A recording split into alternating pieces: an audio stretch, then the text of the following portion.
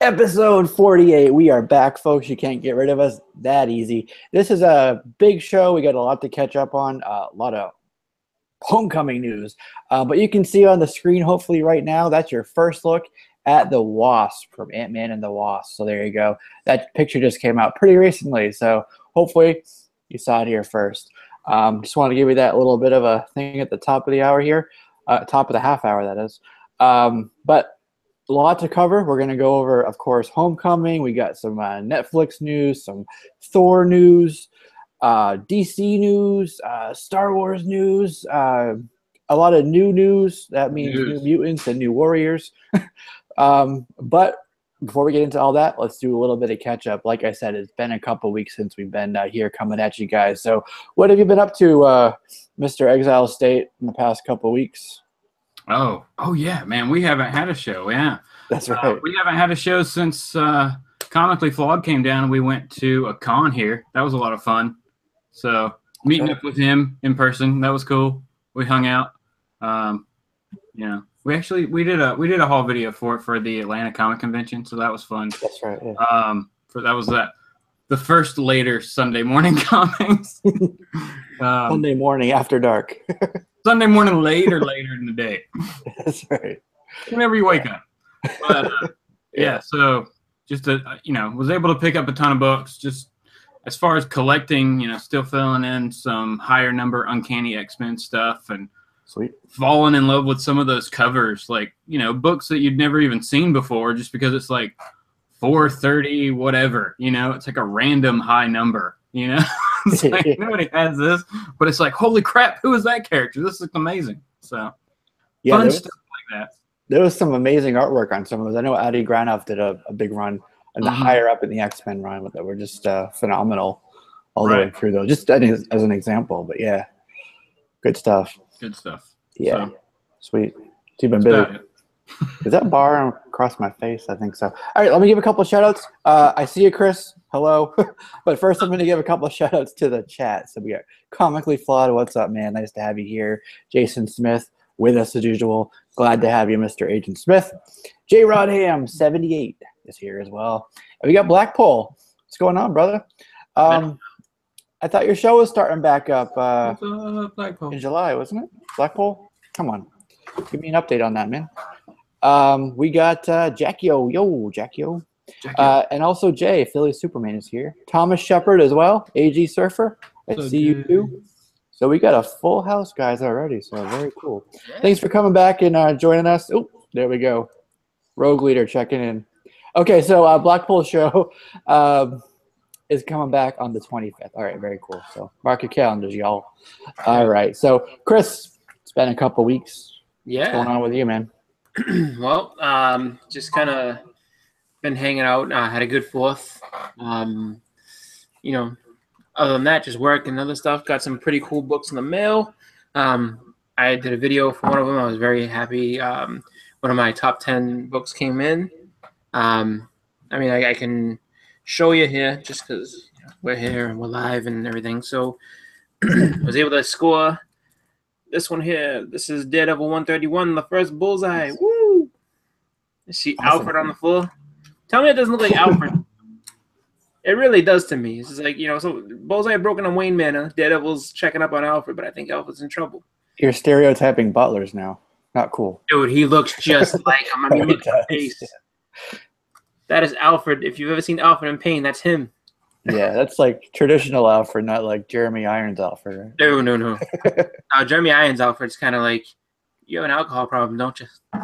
Like, it's not like you're a typical guy, but no, that and just kind of, spending time with my daughter and everything like that. And then also, just kind of catching up on reading and everything like that.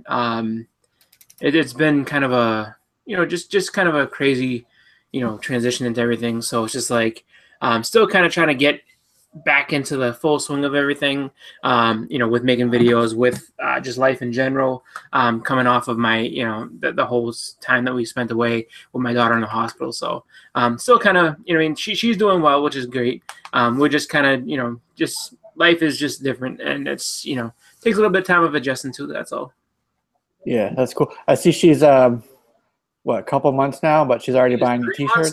She is officially a quarter-year-old. She's 3 months. Right. She's already buying your comic book t-shirts too. Yeah, yeah. She bought me a comic book t-shirt. She bought me a Guardians of the Galaxy t-shirt. That was in my last couple videos, and then this blank variant. This is not a white t-shirt. This is a blank variant. There you go.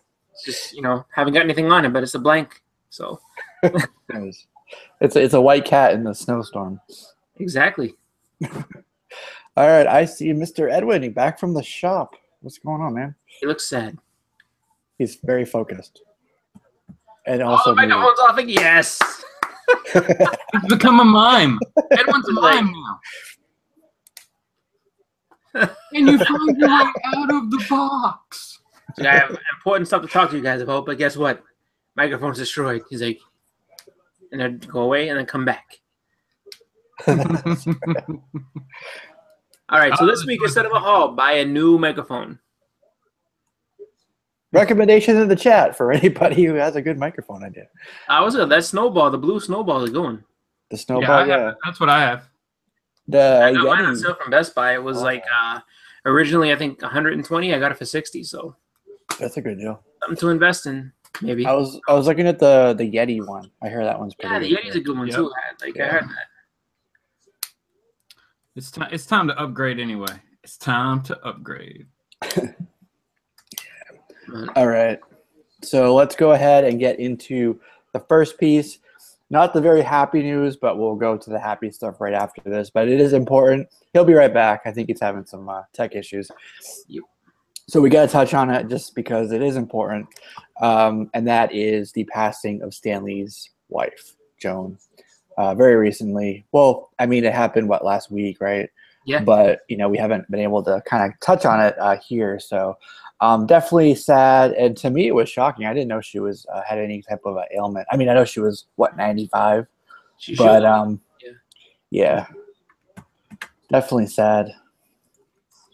Yeah, very, very sad. I mean, and I don't remember hearing about her being sick or anything else like that either. But at that age, Can you guys hear me now? Sadly, that doesn't have to be illness. Yeah. Sure. I think that initially it might have been her. So I think it was back in April maybe that Stan had canceled an appearance in I think it was either New York or New Jersey, and maybe it was she that was sick, not him. You know what I mean?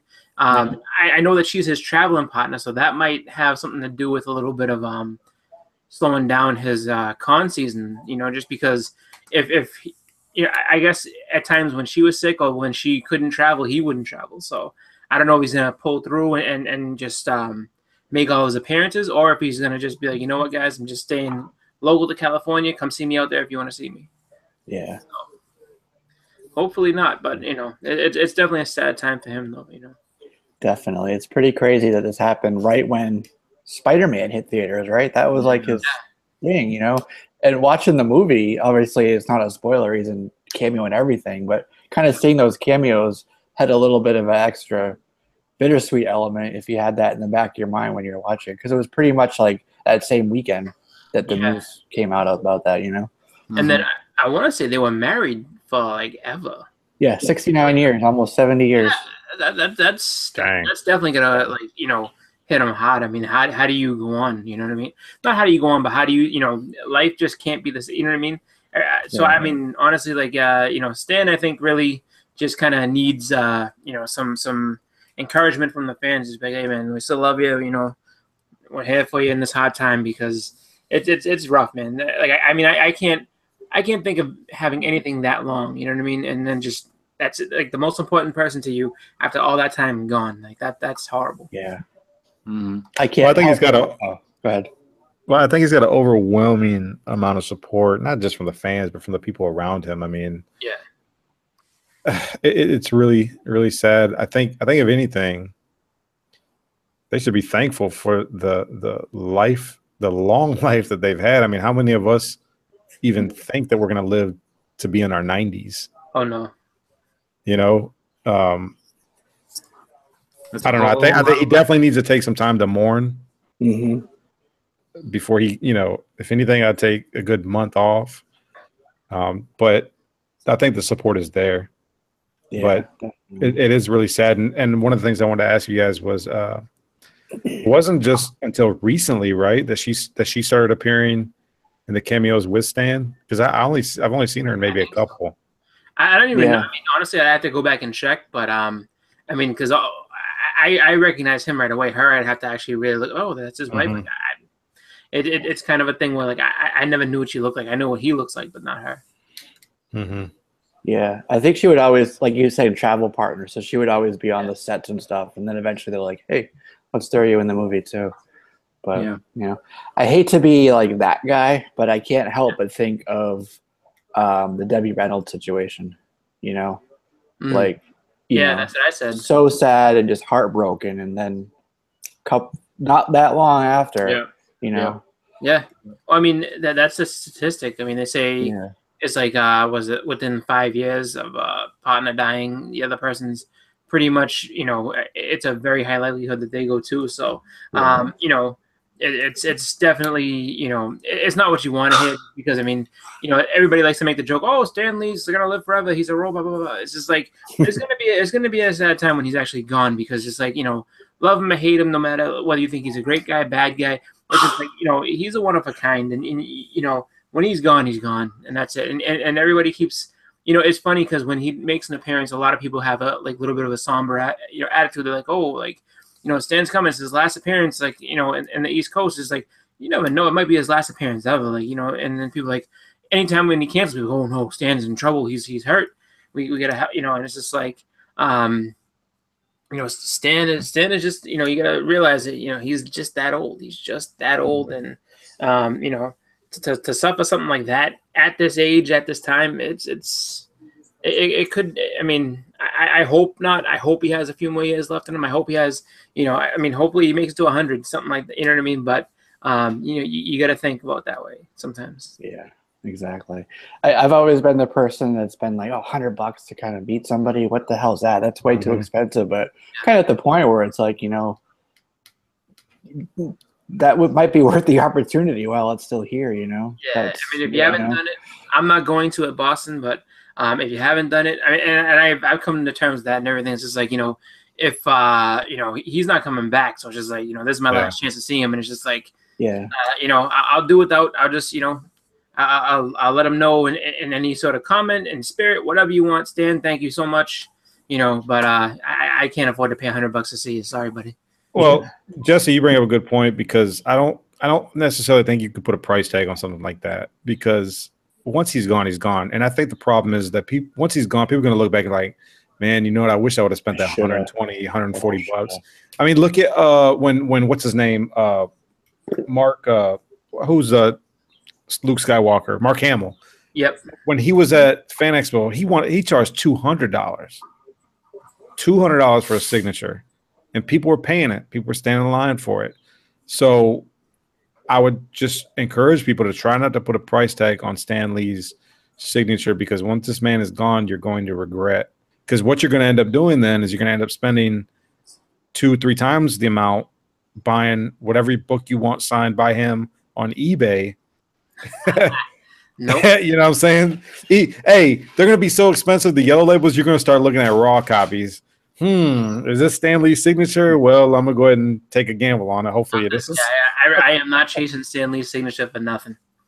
You guys can have him. I do not want one. I'm not going that way. Yeah, I don't have one. I need to get one. But that begs the question of like, what if I were to have him sign something? What book would I take? You know, I already know. Really, Mr. Thor 337 guy over there? You're gonna ask? No. There's 2 books I would consider. One I don't have. One I do. And he's in both. He's actually in both books. The Fantastic Four wedding issue, where it's him and Jack Kirby at the end, and they're just like, you know, they didn't invite us. What do you mean, not us? You know, like that's a great one. And then the other one is, what if the Fantastic Four was the original Marvel bullpen, because Stan Lee and Jack Kirby are actually in the book. Those are the only 2 books I would have signed by him. That's it. I think I would do Marvel Age. I think it's issue 41 where he's on the cover. Oh, with the when he's all like everybody. Yeah, he's like this, and then there's like a photo sort of image behind him. It's either 41 or 43. I can't remember the number. Is that the one with the picture where he's got like the Captain America A and like he's basically got like all the Marvel characters, all the big ones like on his face? I'll show you. Yeah. You guys ever heard of Harriet Beecher Stowe? No. Really? Okay. Famous literary author and what have you. She said the bitterest tears shed over graves are for words left unsaid and deeds left undone. So keep that in mind when you're thinking about whether you want to visit Stanley or not. Yeah, that's good advice. Yeah. But we also, I don't know how many of you are True Blood fans or were. Oh, yeah. They did comic books, a bunch of stuff that was not just an HBO show. But Nelson Ellis passed as well from heart complications. He played Lafayette on the show. He was the cook at what was it called? Diner. Merlot's. Merlot's. That's the one. That's right. So great actor, really great character as well. Really funny character. So that was definitely sad news. He was like 39, so he was young too. Yeah. Talking about unexpected. I mean, you don't ever expect anyone 39 to pass from anything like a heart complication, you know? So, yeah. Hey, I'm on your screen, Chris. Yeah, I was going to show you. So this is the one I was talking about. Oh, okay. Yeah, so it's Foom 17. Like that's another one I haven't signed. Okay. Pretty cool looking. Can you pull up the Marvel Age 41 just so people can see that too while you're there?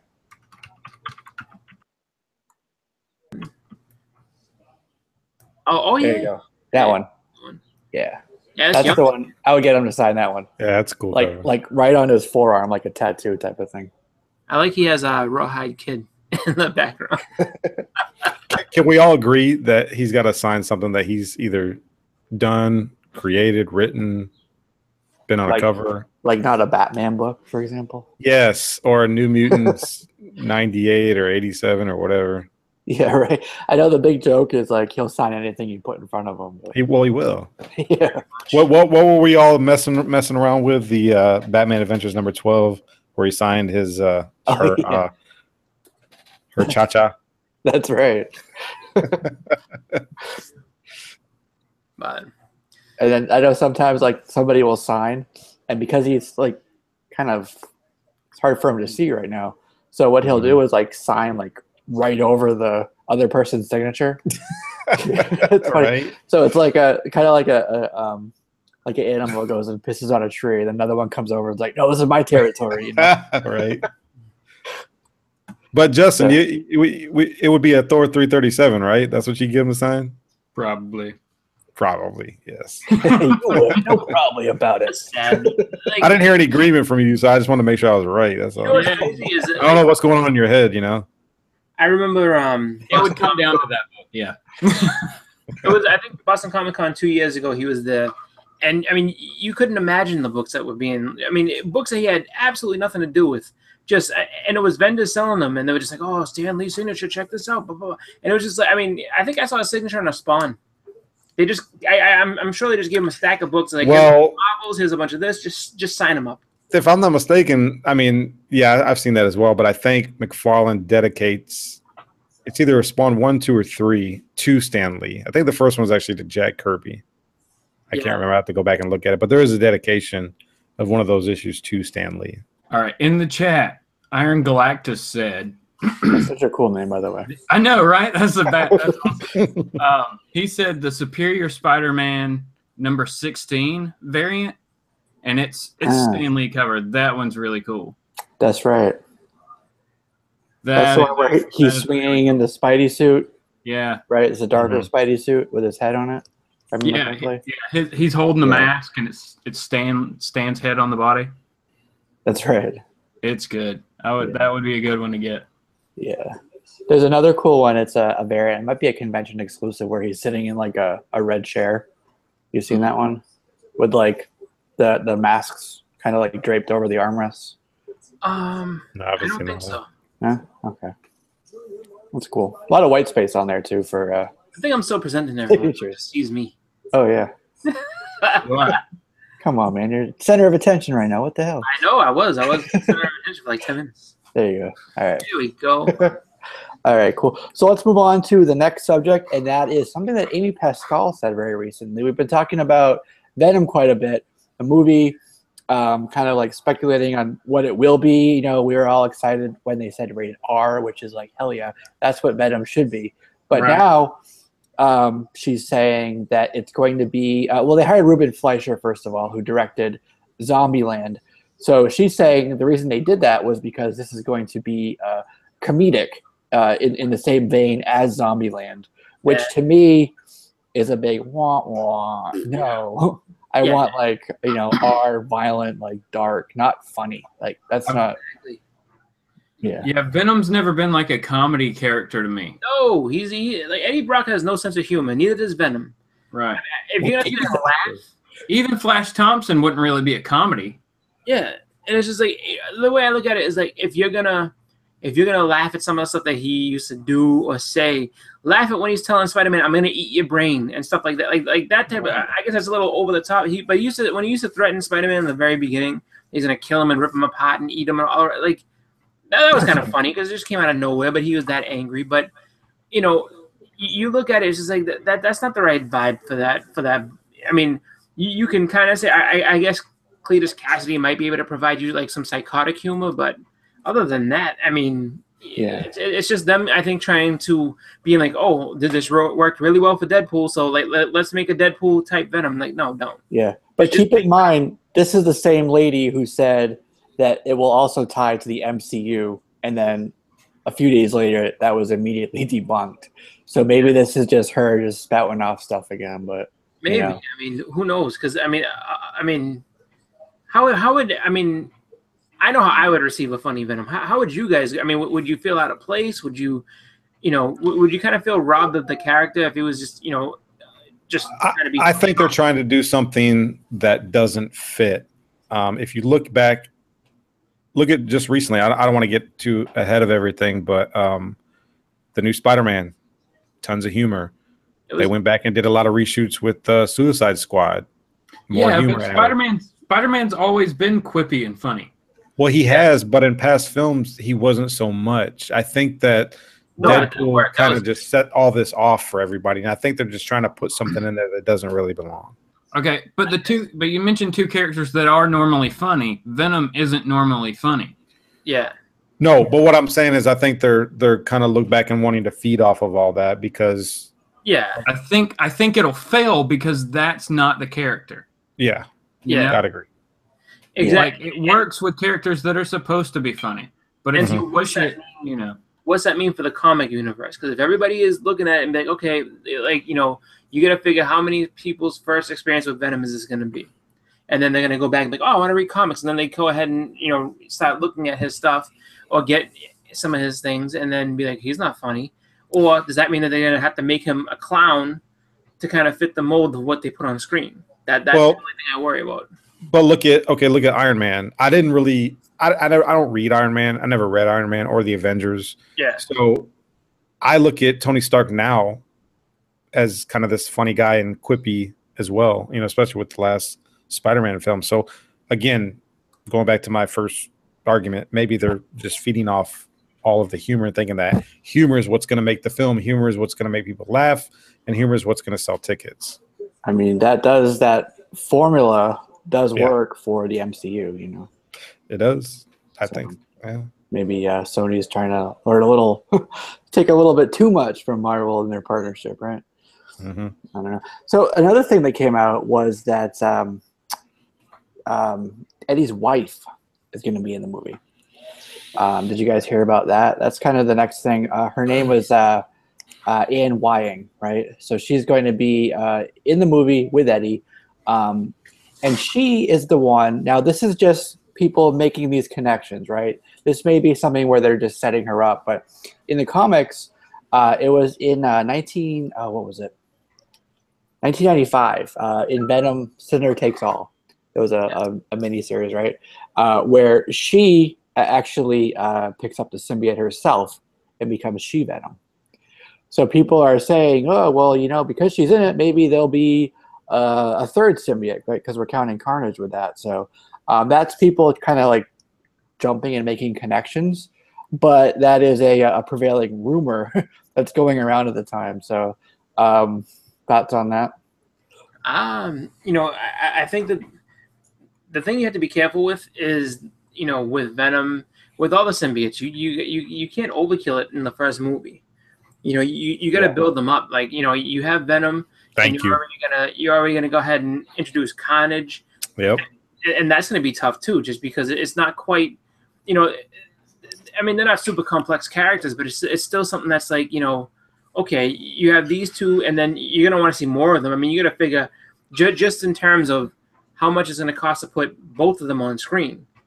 You're gonna want to get your money's worth, you know, coming back. So it's like, you know, I don't know if Carnage would be a one and done villain, but it's like, I mean, then you have a third, so She-Venom, and then, you know, I mean, like what do you have for the next, like, what do you have going forward? It's just like, if you introduce 3 symbiotes in one movie, so then what, you're gonna introduce 3 more in the next movie? Does that mean part 2 anti-Venom? Yeah, exactly. Yeah. I just hope it's just all talk, man. It's just all talk, and we don't get a lot of symbiote bouncing around everybody. Yeah, when is that release? They're getting way too ahead of themselves, and they did this before. Like when they started building this universe back in 2014. Like they have a movie, all of a sudden they're planning 4 Spideys, they're planning Sinister Six, they're planning Venom, Carnage at the time as well, right? And that's all based off of like one movie, and they didn't really know how well it was going to do. Yeah, and they're doing that again. They're doing that here again with all this. And that's Venom. I think Venom doesn't actually have a confirmed script yet. Because what story do you use? You know what I mean? Like, what story do you use?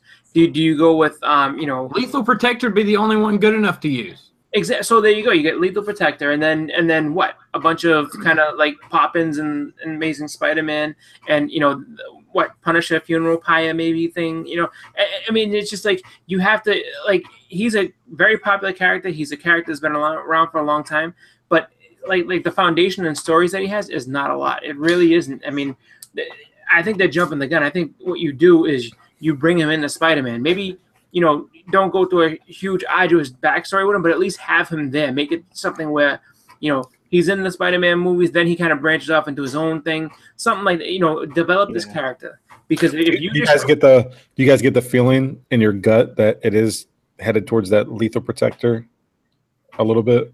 I can't think of anything else they would do. Yeah. I still can't wrap my head around how they're going to do this without including Spider-Man somehow. Like, right. Exactly. Like you can't have Maximum Carnage without Spider-Man. It's impossible.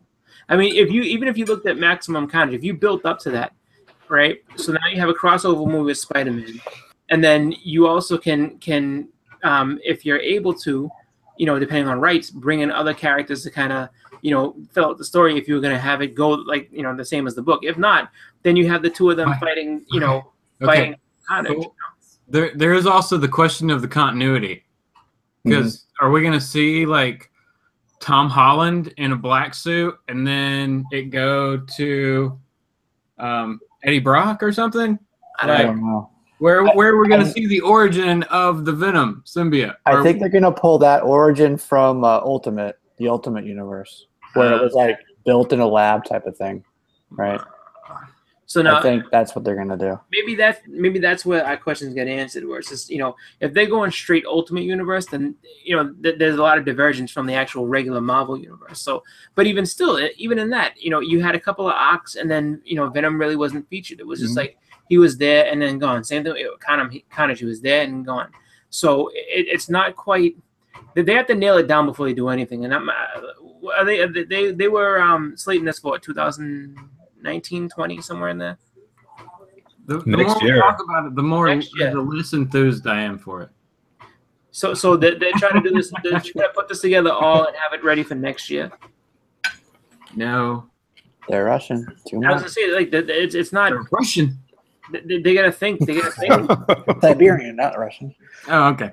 They have to think more about this. I mean, it's just Venom. Like I said, he's a character that you need to take your time with. He's not someone that you can just. He's not as established as someone like Spider-Man. Like, and I think that's where they're getting their wires crossed. Where it's just like, I think it's a huge risk to introduce Venom not in a Spider-Man movie first. Exactly, because you have to have him. You have to have him established. You can't just Venom. It's just like, okay, but you know, like you guys say, where did he come from? What's he all about? What's his deal? You know, you have to, you know, Eddie Brock needs to struggle with the symbiote to figure out what is going on, you know, kind of get used to it, and then learn to control it. Like, that's the thing. Like, him and the symbiote had a mutual relationship that was like, you know, they built upon. To just go and give him his movie, that, I mean, that's, unless you're gonna have little flashbacks to what he used to be or how things were in the beginning, that makes sense, I guess. But it's just it's so many unanswered questions. They could do like a day in the life on Clintar, like wake up, have breakfast. Symbiote's going to work now, you know. Where's my symbiote briefcase? Yeah. I don't know. I guess this is just a whole big like wait and see type situation, because we have no clue, everybody. Well, if you think about it, though, I think Venom is a very, very popular character. I mean, I'm getting tired of the Green Goblin, in my opinion, even though some people would equate him maybe a little bit to the Joker. They haven't done a good Green Goblin, in my opinion, yet. I think Venom is probably the most popular.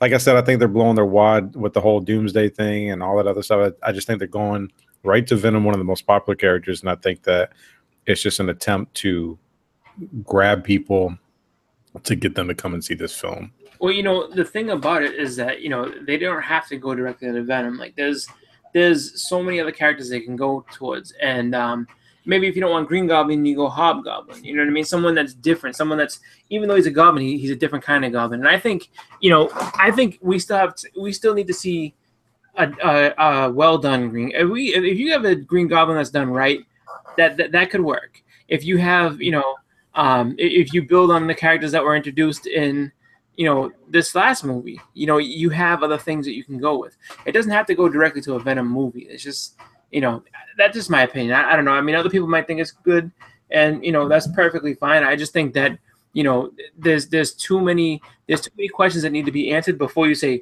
and this is Venom. It's just like, no, like let's figure out who he is. Let's put him out there. Like, these movies, if you do, like, people need to understand that, like, there's no need to rush stuff like this. Like, look, get it out there, get people interested, and then introduce the big guns. Like, once you get them in there, it's just, you know, there's no stopping it. Like, it's good, you know. But for them to just kind of, like, you know, throw everything at it at once, it's kind of it's short-sighted. Yeah, I think so too. Deadpool strongly disagrees with us. He says that you can definitely do Venom without doing it in Spidey first. So I think so too. I mean, you don't have to have Spider-Man as the main character. You can just dibble and dabble with him a little. I mean, look, we're just regurgitating stuff. I mean, we talked about this stuff already with Batman and Suicide Squad and stuff like that. You don't need to have Spidey as the main character. I think Venom has enough history to have a film on his own. I don't know, just because he's not exclusively without Spider-Man. You know, you have his face or his voice pop in a couple times here and there, but for the most part, I think Venom can do it. yeah. Just because he's been around for almost 30 years doesn't mean he's ready. He's not that. I'm telling you, he's. But he dominated the '90s. He was in everything. Yeah, but he dominated the '90s. All right. So if you're gonna look at it that way, he dominated the '90s in a bunch of different books. But how do you piece that all together for one story? That's the hardest part. Like, out of all those '90s and everything, like, there's one actual, like, legit story out. Then there's a bunch of little small ones here and there. To make a movie out of it, that's a lot of stuff. Like, you know, you gotta figure. Well, unless they do what, like Jesse said, if they go completely Ultimate Universe with it, then, which kind of what they did with Spider-Man: Homecoming. Yeah. So, I mean, if they went that route with it. Did anybody here read that series? Because I wasn't collecting comics at that time. Not all of it, because I remember in the beginning it was really, like, when they first introduced Ultimate, it got real expensive real quick in the very beginning. If you missed out on, like, the first 10 issues and tried to go back and get them, you were gonna spend some pretty good money. So, you know, you kind of had to just pick it up as it went, and it was tough just because, you know, it was different, and I think a lot of it too was, like, unproven, and people didn't really know what they were getting. I think that, I mean, now you can probably pick it up for a lot cheaper, but back then you couldn't. Like, back then I remember Ultimate Spider-Man #1 being like a $30 book. back in the day because it was a brand new #1. It was a, a whole new story. Same thing with the X-Men and everything like that. Like they were expensive. It might have just been that way in my neck of the woods, but I remember those being expensive books. Right. But the other thing to mention too, just based off this rumor, and we can all agree that that's exactly what it is right now, just a rumor, right? Yep. But the issue #3 from that series has just like that started to take off. So true or not, people are specking on that book hard. So if you have that, feel free to throw it up on eBay and make some money. What'd you say it was? Ultimate Spider-Man #3? No, it's from the miniseries. It's called Sinner Takes All. Is the series there? But there's like Sinner Takes All. There's Enemy Within. I think he has the one with Wolverine, Tooth and Claw, Lethal Protector, and I think there's like one more. But yeah, of course it's gonna jump because of the fact that supposedly his wife and the rumor and all that. Like, I mean, you're better off if you have it. Just get it up there and make that money, because if the rumor doesn't come true, if it does come true and she doesn't have a big role, hey, get paid off of it now, because that's probably been in a dollar bin for a long time. That's the book there you'd be looking for. And it's probably been sitting in a dollar bin, in dollar bins with no one caring about it, and now people want it. So if you got it, now's the time. Or everybody put a picture of it up on Instagram, just like we did with the 360 ones. All right, so I think we've the speculator market. That's right. I think we've kind of touched on that enough here. Yep. You guys, we've talked about sort of the toys, action figure sort of market. There was something that came out very recently for the DC figures, and it gives us a first look at Steppenwolf. I don't know if you guys saw that or not. Not yet. No? Nope. Does that mean I have to go look for it and share it? I'm trying to stay away from Funko Pops before I get sucked in. All right. So the other part of the news for like the toy sort of, I grouped these together. There was a couple Ragnarok Funkos that came out, and one of them shows Surtur, the villain there. Yeah. But the way there's him, and then there's Thor, but the way they depict the figure, people are saying it kind of gives away a little bit of the plot for it. So I don't want to talk about that here, but if you are curious, look up Funko Surtur, Surtur. That's how you spell that, and you'll be able to see it. So I'm not going to do that because I think it might be a little bit of a spoiler there. But I do want to find the Steppenwolf one. I'll probably get a couple of those Thor Ragnarok buffs. Yeah, did you see them? Did you see the recent I saw ones? Surtur. Yeah. Okay. Where is it?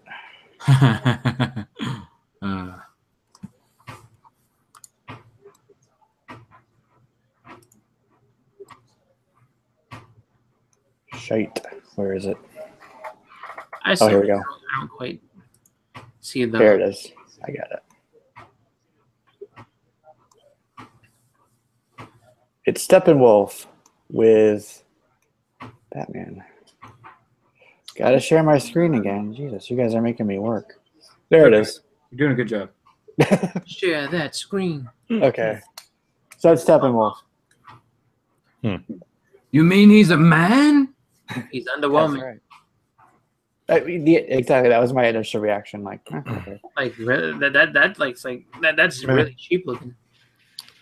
Yeah, I agree with. I think it was NLC said that, or I can't remember who it was. I think a lot of fans who don't know the DC universe very well, right? Because this is going to come out after Infinity War, right?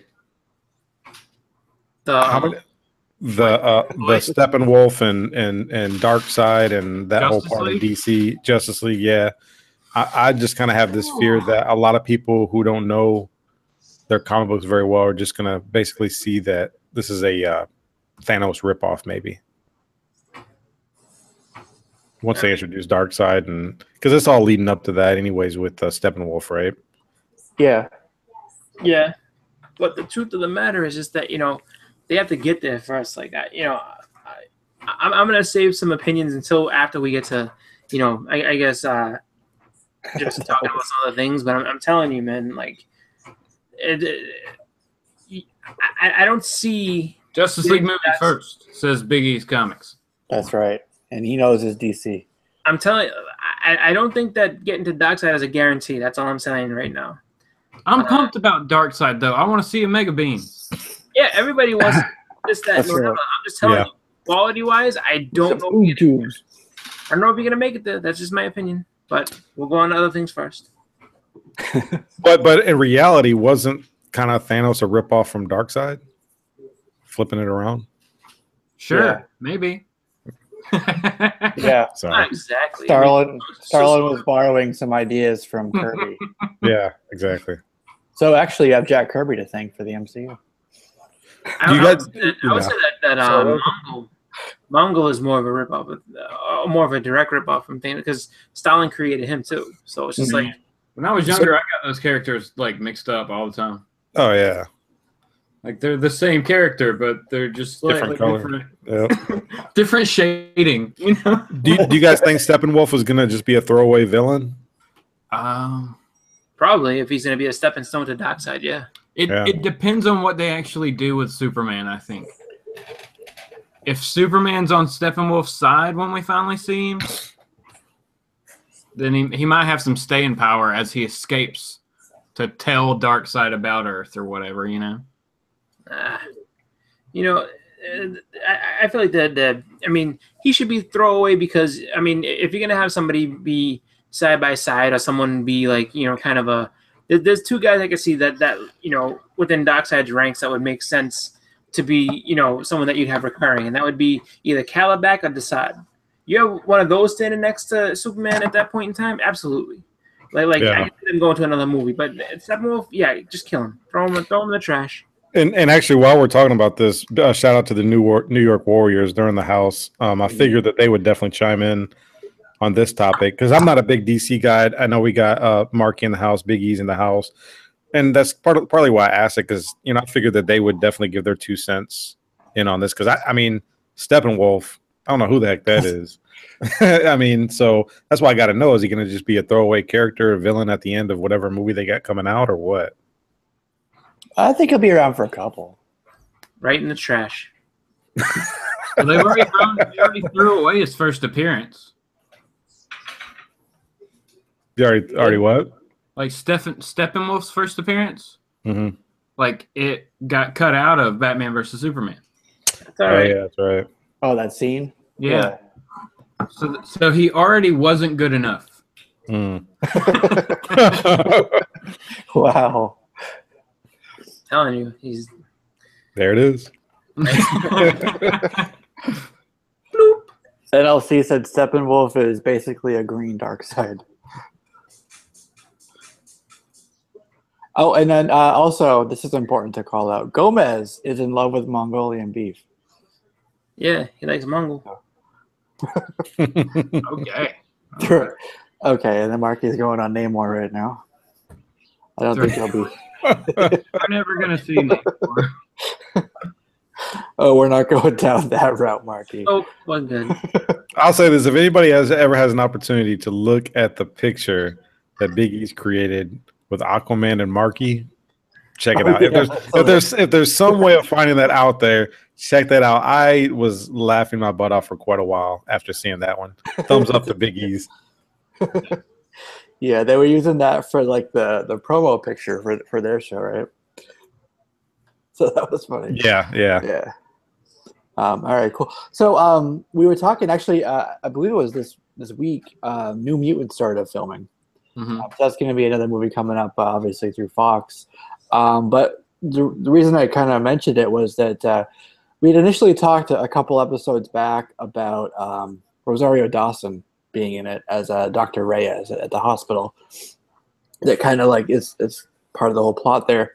With I think it's 18, 19, and 20 for New Mutants, right?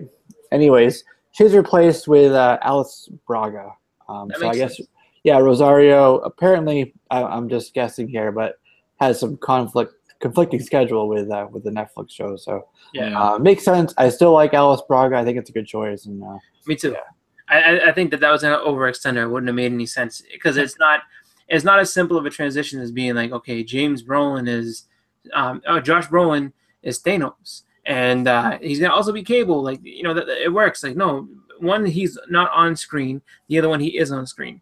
This woman, it's tough to sit there and be like, oh, so you're Celia Reyes in this one, but then you're the night nurse in the other one. That you know, it's too similar of a character. So I'm glad they got somebody else to do it. Yeah, what are you, a doctor or a nurse? What do you mean? Do we have a full like character list of what characters are supposed to be in this film? Not a full list, but we do know all the main characters, like the Cannonball. Yeah. So like the old school New Mutants? Yeah. Yeah. Okay. Cannonball, Richter. Wait, I'm drawing a blank on them right now. The old ones. Yeah, Cannonball, Magic. I think Danny Moonstar. Magic. Okay, I was wondering if Magic was going to be there. Yeah, it's Anya. Oh, the girl. Danny Prasa, right? Moonstar. Bailey Williams. The kid Farrell. Yeah, Farrell. Oh, okay. Yeah, that's what I was.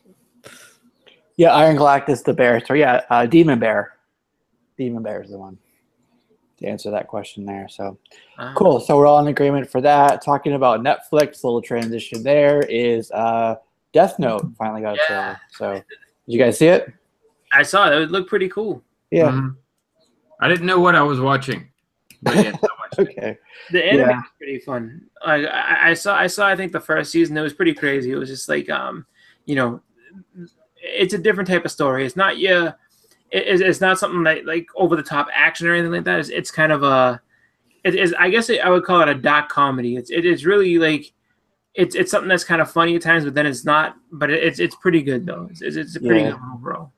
I like it. It's kind of different than some of the other anime, which are like very action oriented and like fighting. Yeah. You know, like they're kind of like, you know, the cards where it's like, you know, like the Pokemon cards or whatever, where it's like battle.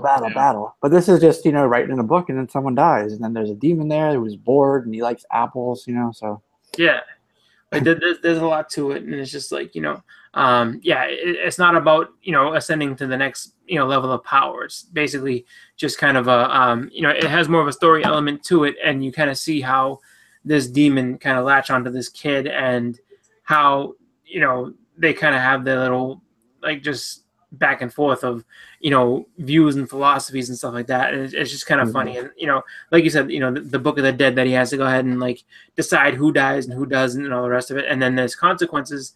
Like if he ever was to relinquish the job, there's a consequence for it. So it's just kind of like, you know, you see him have to struggle through that. And there's a really weird, quirky detective who's trying to figure out why death is following this kid around. Like, well, he doesn't know why like people just end up dead around him. So that's coming out pretty soon. So definitely look for that, folks, if you're at all interested in that. So yeah, there is that. So the next thing we wanted to talk about was going back to, well, I guess we're still on TV shows. Yep. But the AT&T has been tapped for the AT&T girl who's going to be Squirrel Girl in the New Mutants. She's too pretty for Squirrel Girl. So we're going to have her. I can see that. Yeah. Wow. That works. Her, Night Thrasher, Microbe, Speedball, Debris, and Mr. Immortal was just confirmed really recently too. So that's your cast. Yeah, Squirrel Girl is going to the screen, the small screen. Man, we're gonna get Night Thrasher. Yeah, I'm excited about that. Everybody get ready. Skateboard superhero. That's right. Supposed to be ABC Family, that one? Or it's Freeform. It used to be ABC Family, so it's kind of a weird. It's different now. I don't think they're as family oriented, but you know, I would look at it to be more of a teeny Baba type show. Not really like fully serious. So you're gonna have a lot of comedy and stuff like that coming out of it. Yeah. Now, talking squirrels. Squirrel Girls should be a team that messes up a lot. What? Squirrel Girl's first appearance is in what? It's what book? Because that was drawn by Eric Larson, right? It's a Summer Special 91, I think, something like that. Yeah. Okay.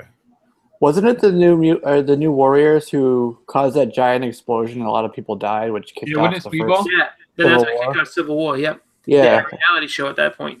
that's And not then so he funny. became It wasn't. It was accidentally Speedball. I think like Nitro was gonna blow up the thing anyway, and then Speedball I think bumped into something, and then like they ended up blowing up the kids, and I think a couple of New Warriors died too in that explosion. Yeah, I think so. Died, but Yeah. And then he became the worst character of all time. Who was Speedball? Yeah. Well, Speedball got put in a concentration camp and stuff. I remember that cover. I almost bought it because of that. But he took a bad rap for all that. And then but then he punished himself and he became penance. Yeah. To where he couldn't use his power unless he was like in this evil Iron Maiden old torture suit. Yeah. So he just was killing himself every time he used his powers. Yeah. That's guilt right there, everybody. Exactly. Yeah. Damage control. So I'm going to have to follow them around, cleaning up after them. All right, so we're going to run through the casts. Jeremy Tardy is Night Thrasher. Derek Feller is Mr. Immortal. Milana Vaintrub is Squirrel Girl. That's the AT&T lady. Kate Gomer will be Debris. And then Speedball will be played by some guy named Callum Worthy. I don't know who that is, but that's who it'll be. I think at this point, other than AT&T girl, I know none of those people. And if you had just said her name, I wouldn't have known who it was anyway. So that's why I said AT&T girl. Right. I think it's smart they go with complete unknowns for this. These are characters that realistically, unless you're a hardcore Marvel fan, you don't know who these people are. Yeah, I don't think knowns would do this. Right. I think the only people they could get to do it were unknowns. Right. Which is fine. You know what I mean? It's not like they're gonna. I don't think you'll ever see them in anything else that's gonna be of substance. You just kind of see them on this show and stuff like that. It's something that they said that Callum Worthy is a Disney guy, so it's something that you can kind of transition to somebody who was in Disney into a kind of a teeny show, teen hero show that can be funny and have its moments of being serious from time to time, but that makes sense too. They're tapping their own pool of talent, Exactly. Yeah.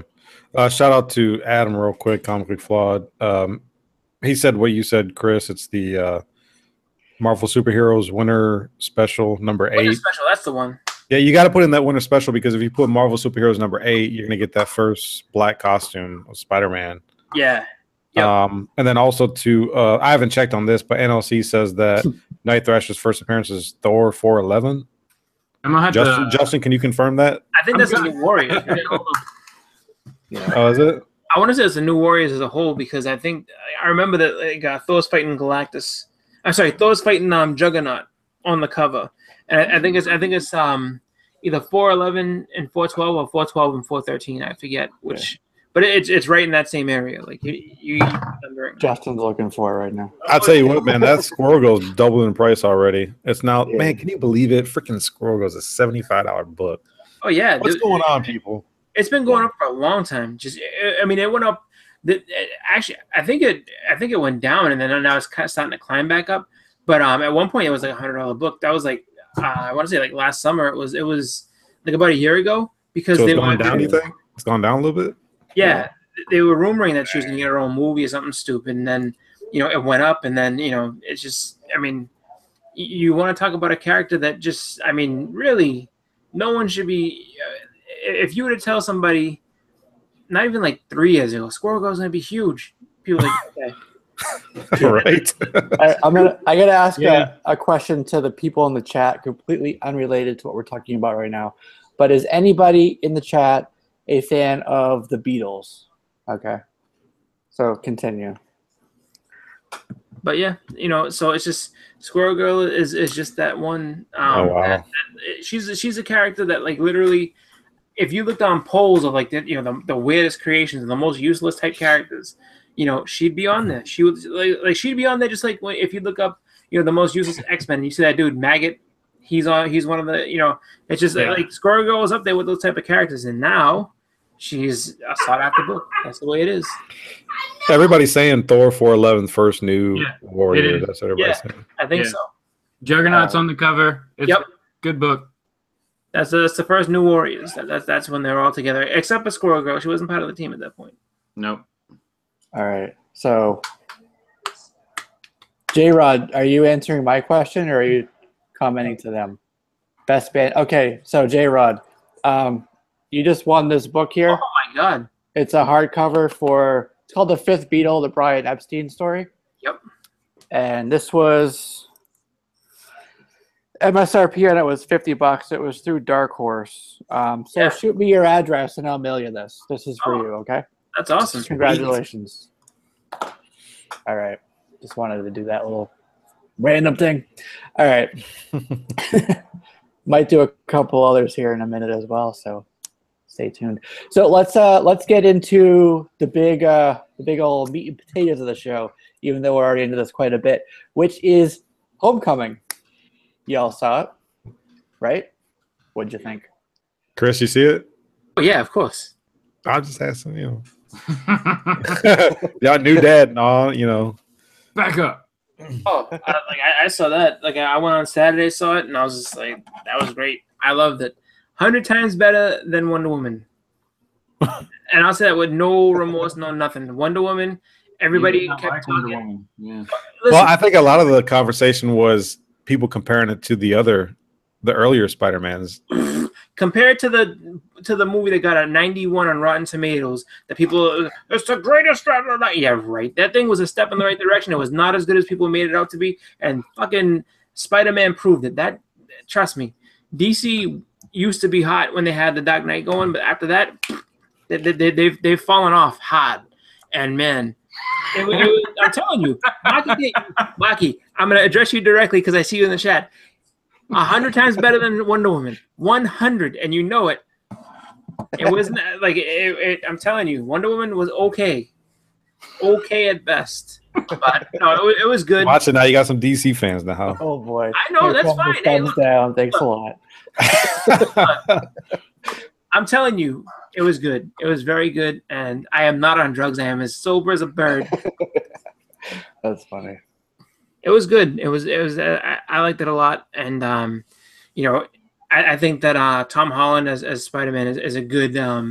He did a good job as Spider-Man. He did a good job being the teenage Spider-Man. The with the wisecracks and everything, and just kind of being like just that inquisitive type kid and everything. He was good. Without giving any spoilers or anything like that, I liked it a lot. Cool. Yeah, I liked how they tied it in with the this is non-spoiler or spoiler because I don't want to ruin it for anybody. We're gonna do I don't think I'm spoiling too much because we already knew that they were going to tie it in with the MCU and the Avengers and whatnot, and one of the things I actually liked was how the Vulture powered his equipment. Because it always kind of baffles me. Like I'm reminded of Batman Forever when you have the Riddler. Everything is question marks, and the Riddler has the Riddler bike and the Riddler car and the Riddler. Like everything is just Riddler. Right. Yeah, and so I thought it was kind of cool how you didn't really get that with the Vulture. Like he basically just ripped off all the alien tech from the first Avengers movie. Did you catch the Ultron head? Yeah, I saw that. Yeah. So that was really cool how they did all that. Marvel just did a great job of just tying it all in together. I really can't say enough about the film. People disagree with me, even in the chat. I think it's the best Spider-Man film yet. It was just really, really good. You saw the growing stages and growing pains a little bit of Spider-Man. I know a lot of people don't like the whole high school Peter Parker, and I kind of liked it. I mean, it kind of made him maybe a little bit more relatable, especially when you're dealing with younger viewers who they're going to want to introduce the film to. More younger people, I think, would would relate more to that character versus the previous ones. But even for people our age, if you were a fan of the John Hughes stuff or the 16 Candles or those types of movies like License to Drive or whatever, the 80s sort of. Oh yeah. like to me, it had a bit of that flavor to it. So even though I'm obviously not anywhere close to that high school age anymore, I like that aspect of it still. I thought it was fun. I agree with Jeff JJ. He says Michael Keaton kind of stole the movie, and he did do a great job, much better than I expected. Yeah, especially like the way, like his family relation in the film was unexpected. Like they got me there when that was revealed. Yep. Yeah, exactly right. We're not saying what that, but yeah, that whole scene right there, with the car and the house. That's all I'm going to say about it. That was one of the most intense scenes. Like there was some really cool like fight scenes, but for me, that was one of the best scenes in the whole movie. You know, that basically ends up being, you know, the first, I guess you would say, like real life test. You know what I mean? It's just like, wow, okay, like how do you handle this now? Yeah. So. And they did so many like, you know, throwbacks to old Spider-Man issues of just scenes that you've seen in comics and things like that. So I think they did a really good job. Yeah. Yeah. And so many Easter eggs. I mean, literally, it was just like, you know, there was a lot that was just kind of in plain sight. You didn't really have to look. They were just like, I'm gonna throw this at you and this and this and this and this and this. It was really cool. Like I liked the way they did it. I think that I sorry to interrupt, but there was one scene Easter egg wise where I caught Mark Bagley's name like spray painted on a brick wall. Yeah. Oh, really? Yeah. Nice. I mean, they alluded to so many characters, and then you know, just there was a lot of. I mean, the characters are spread about everywhere, and then you had you know. Just it was a good way that they did you know, some of the villains, as far as like, you know, you look to see like, you know, what's going on with all this different stuff, and it's like, oh, you know, and then just how they how Tony Stark fit into the movie was pretty cool, and how they introduced all that, you know, and just, you know, Spider-Man learning to be Spider-Man, you know, learning to be a hero and trying to be what he thinks that, you know, the Avengers should be, you know, if he's gonna, you know, be an Avenger, like what he thinks it takes to be that. Like like that's what I'm saying. Like there's a lot to it. Like you got to watch him grow throughout the movie, and so that's why I say it was as good as it was. You know. Well, one of the things I liked was that you know, in the comic you're just so used to Spidey throwing up some web just anywhere and it just grabbing something. And then I like when he was running through the park and he got his web. There was like nothing there. So he felt like, man, I can't web swing, and I got to run. Spider-Man in the suburbs. But JJ asked actually a really good question, which we could ask this to the chat as well. What did you guys think about the Shocker? I thought Shocker was good. You know, I was, without spoiling, you know, he was let's put it this way. There's a very shocking moment with Shocker early on. You're like, whoa. And then after that, you know, you kind of see him doing his thing. I thought it was kind of I thought that there could have been a little bit more with him. I feel like they're not done with him. I think that there's going to be, you know, you might see him later on because he really wasn't full out in certain cases. But I mean, you never know, just because I mean it's hard to tell where they're going with it. Like, even the after credits didn't really give you a full view of what was next for you know, that franchise and what they were going to do with it. So, well, it's gonna be spaced out. I think, you know, the sequel is going to be after both Infinity War movies, so Spider-Man's going to have grown from that point to be, you know, like he's going to be this like intergalactic superhero at that point. And then it takes place like literally like minutes after the next Avengers movie. Right. Yeah, he you know, that I think is something that doesn't necessarily spoil, but I like how they set him up as far as in the beginning of the movie, how, you know, they don't give you an origin of him, but you get to see what he was up to up until the point where, you know, he's actually present day in the movie. That was pretty cool. Yeah. I like how they built out the world, like, you know, with the Battle of New York and things like that. So that was cool that we kind of got, or like even like the airport scene, right? There was a little bit of a different perspective on that, which is what I'll say. But I did like that they didn't really bother, because everybody knows, whether you're a fan or not, how he got bit and how he became like Spider-Man, right? So we don't need that anymore We don't need the whole Uncle Ben death. We all know that. So I like that they just glossed over that. I don't want to say glossed over, but they mentioned the origin, but like this wasn't an origin story for him. So I really like that. I'm curious if I mean, maybe I missed it, but I don't even remember Uncle Ben being mentioned. No, he wasn't. I mean, there was nothing about him whatsoever. Like, and it was just like, you know, see. Now here's something I'm gonna ask, and it's not a spoiler at all. It's just kind of a thing. Like, do you get the impression that Aunt May like moved on from him completely? You know what I mean? Like being Marissa Tomei, like I get the feeling that like it's like, oh, you know, Ben died, but you know, I ain't dead yet. Shit. You know what I mean? It just seems to me like just because it wasn't, you know, the old grandma making cookies, Aunt May was like this, you know, the youngest version of Aunt May you've ever seen in a 50-year-old woman. Yeah. Just kind of like, you know, she still has life left in her. Like, you know, the Aunt May from the Tobey Maguire movies, like she was, you know, seemed like she was on her way out. Like, oh, Peter, you know. I don't have any aunts that old. It makes sense. Yeah, if you think about it, because he's what, 15. It's his aunt. So like his mother is twice as old maybe. She'd be in her 30s, right? Not like Stan Lee's age, right? So it kind of makes sense to have Marissa be that character. I mean, we always know her as the old lady, but it like if she's the Aunt May, it kind of doesn't make sense, the age-wise thing. So yeah, I just figure it just kind of struck me. I'm like, you know, this Aunt May probably moved on from Ben. It sucks to, you know, I mean, sad for Ben, I guess, but I mean, shit, she got a life too. Yeah. So definitely. So I would rank it as for me the second best Spidey behind number 2. Behind Doc Ock and all that. I really like that one. Yeah. So for me, this was the second. Should we get into the predictions that we did? Sure. Yeah, let's, because I think I was high, but not as high as it came out. Yeah. So just so it's out there, domestic, it was 117 million domestic opening weekend. It's up into the 120s now. That was way off.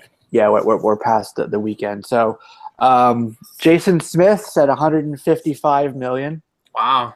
He was down from his something or other. He said like a billion. Yeah, 2 billion. He said 2 billion. That's what it was. I crossed it out. I couldn't quite see. Edwin, you said 187 million. Mm-hmm.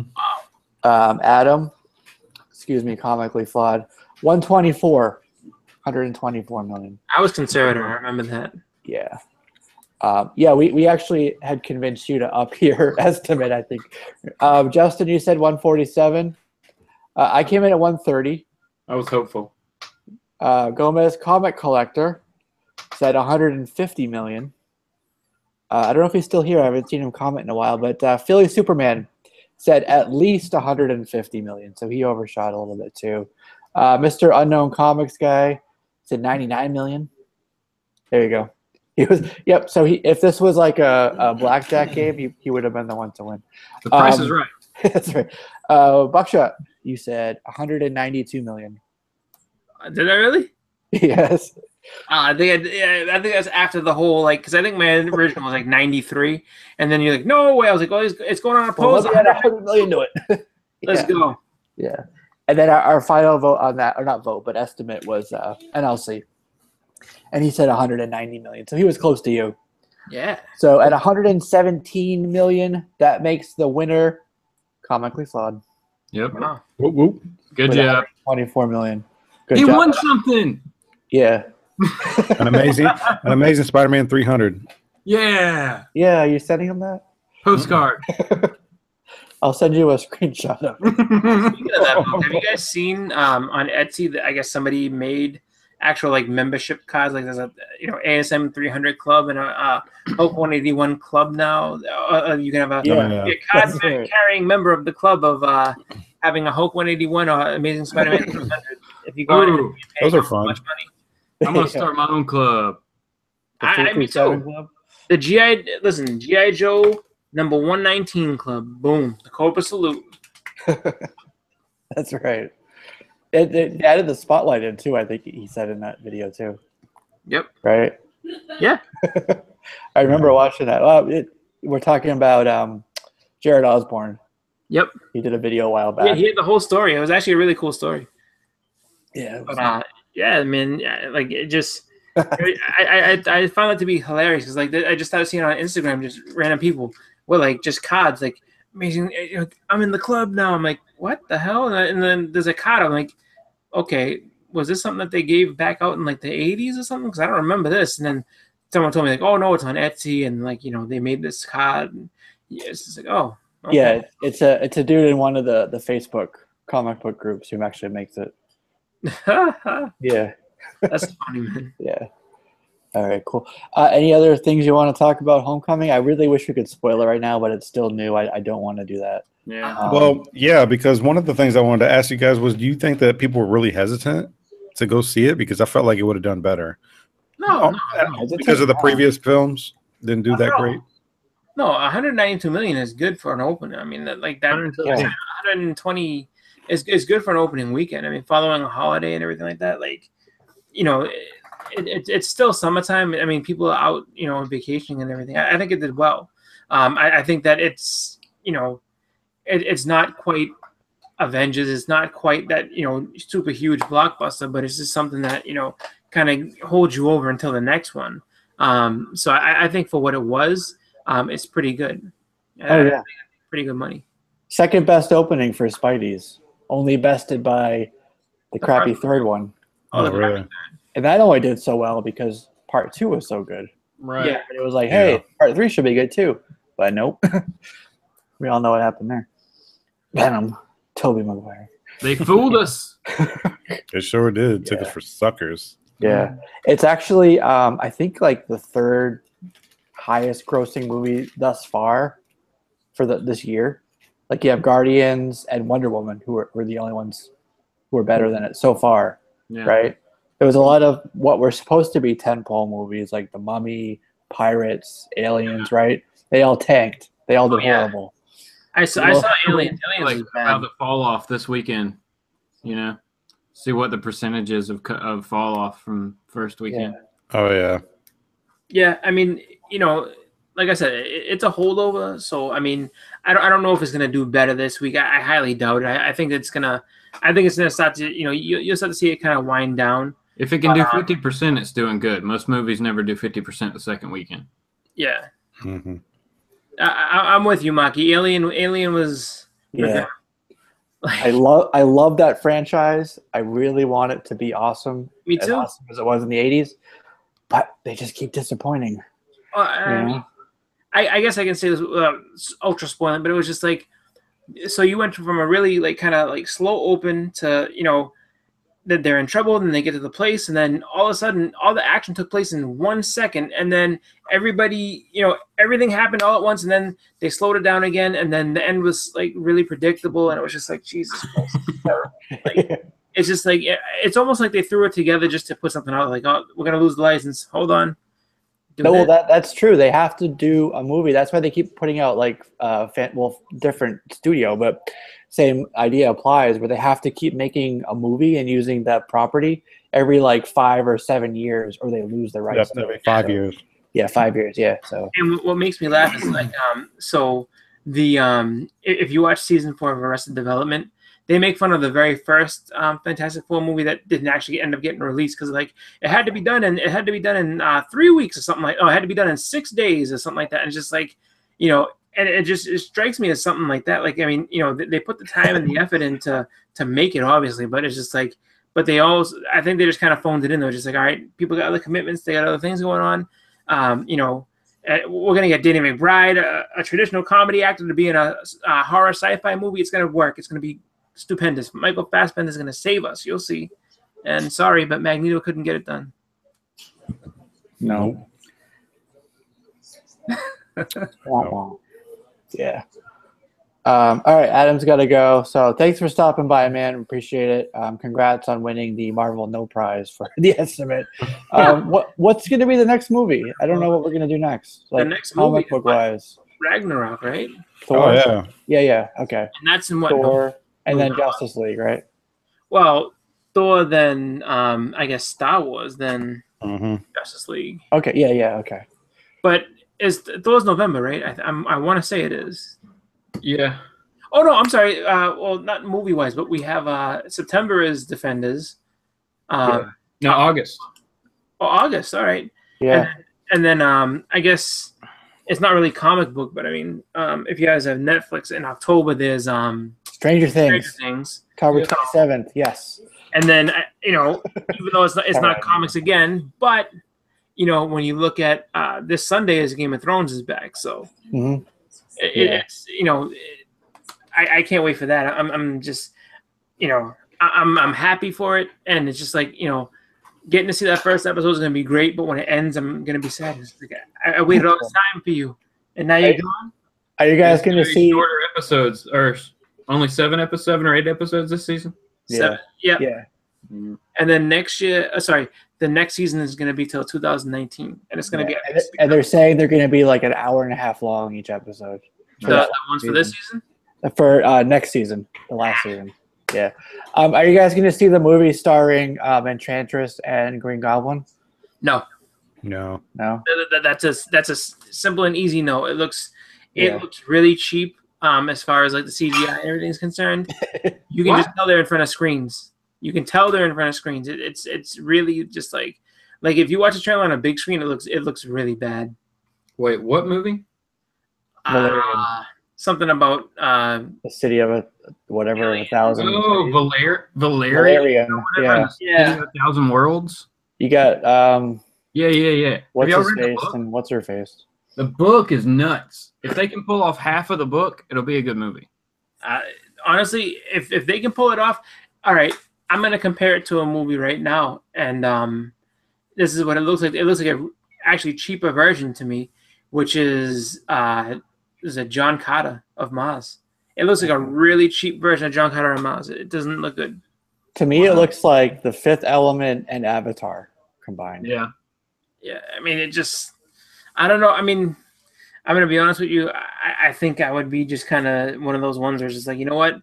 After the theaters and everything, and it comes on HBO, let's check it out. All right, if it sucks, I'll just turn it off to something else. But War of the Planet of the Apes, that looks like it could be pretty good. I mean, those movies haven't disappointed me yet. Those are pretty good. Yeah, those have always. I haven't liked any of those. Any all the way back? I like the original. Yeah, but like the remakes, nah. You didn't like the last two? The first one was good. The second one I thought was pretty good too. There's no Charlton Heston. I don't care. Well, yeah, I'll be Charlton Heston. They got real looking monkeys. They got the guy now. I don't care. I'm not worried about that future. Woody Harrelson. There you go. That's what I was looking. Yeah, Woody Harrelson being a bad guy. That's rare. Spaceballs. Too. Not Woody Harrelson. Now I forgot what I was gonna say. I know, right? I'm thinking of Woody Harrelson movies now. Oh man! So Planet of the Apes, that franchise, that's got to be up in the 20s now, or close to it, right? High teens in terms of how many movies there are. Yeah. I mean, because after that, 10. After the big theater, there's more than that. In the beginning, what was it? The two major theatrical releases with Charlton Heston in them. And then you had, after that, just the Roddy McDowell stuff where it's just and you could tell as it kept going, the makeup kept getting worse and worse. And it just got cheesier and cheesier. But I guess, if you grew up back in them days, people loved it. But yeah, it's got to be up. It's got to be up in the teens at this point. I mean, they've made a bunch of movies. Beneath the Planet of the Apes. Not as many as I thought. Planet of the Apes, Beneath the Planet of the Apes, Escape, Conquest, Battle, Planet of the Apes in 2001. We'll forget that one. Rise, Dawn, and then War of. So I guess there's not as many as I thought there were. So we're under 10. 2, 3, 4, 5, 6, 7, 8. This will be the 9th one. I thought there was more than that. I could have sworn. I did too. Yeah. Huh. Oh, that's all right. There's around 5. Yeah. So there's 9. We just listed off the 5 there. So the third one was the best. It all went downhill from there. Right? That's right. I'm curious. What has more movies as far as if you're gonna have a movie with apes in it? King Kong or Planet of the Apes? Do we count King Kong easily? Do we count Joe What was the other big Why gorilla? Andrew Young? Yeah. Godzilla. No. That's what I was gonna say. Do you count the Godzillas or no? Because if you don't count the Godzillas, if you just stick with strictly just King Kong movies itself, No, there's probably only been like 4 or 5. Who knows? But They made a few back in the day, but that's what I was gonna say. The trailer for Inhumans was one of the previews, and I don't see. I see how they're gonna do it on television. I get it, but to release was the first 5 episodes in IMAX. first two. Oh, the first 2. I thought it was the first 5. Well, the first 2 in IMAX is cool, but then after that you go back and you'd be like, oh, so this is on ABC and it's not even close to as crazy as it was on the screen. But I saw that and it's just kind of like I don't know that I have low hopes, high hopes. I guess I'm kind of have no expectations for the show, whether I think it's going to be good or bad. I don't know. Yes. I'm looking at a list of I just Googled movies with more than 10 entries in them, and one of the highest ones ever with 20.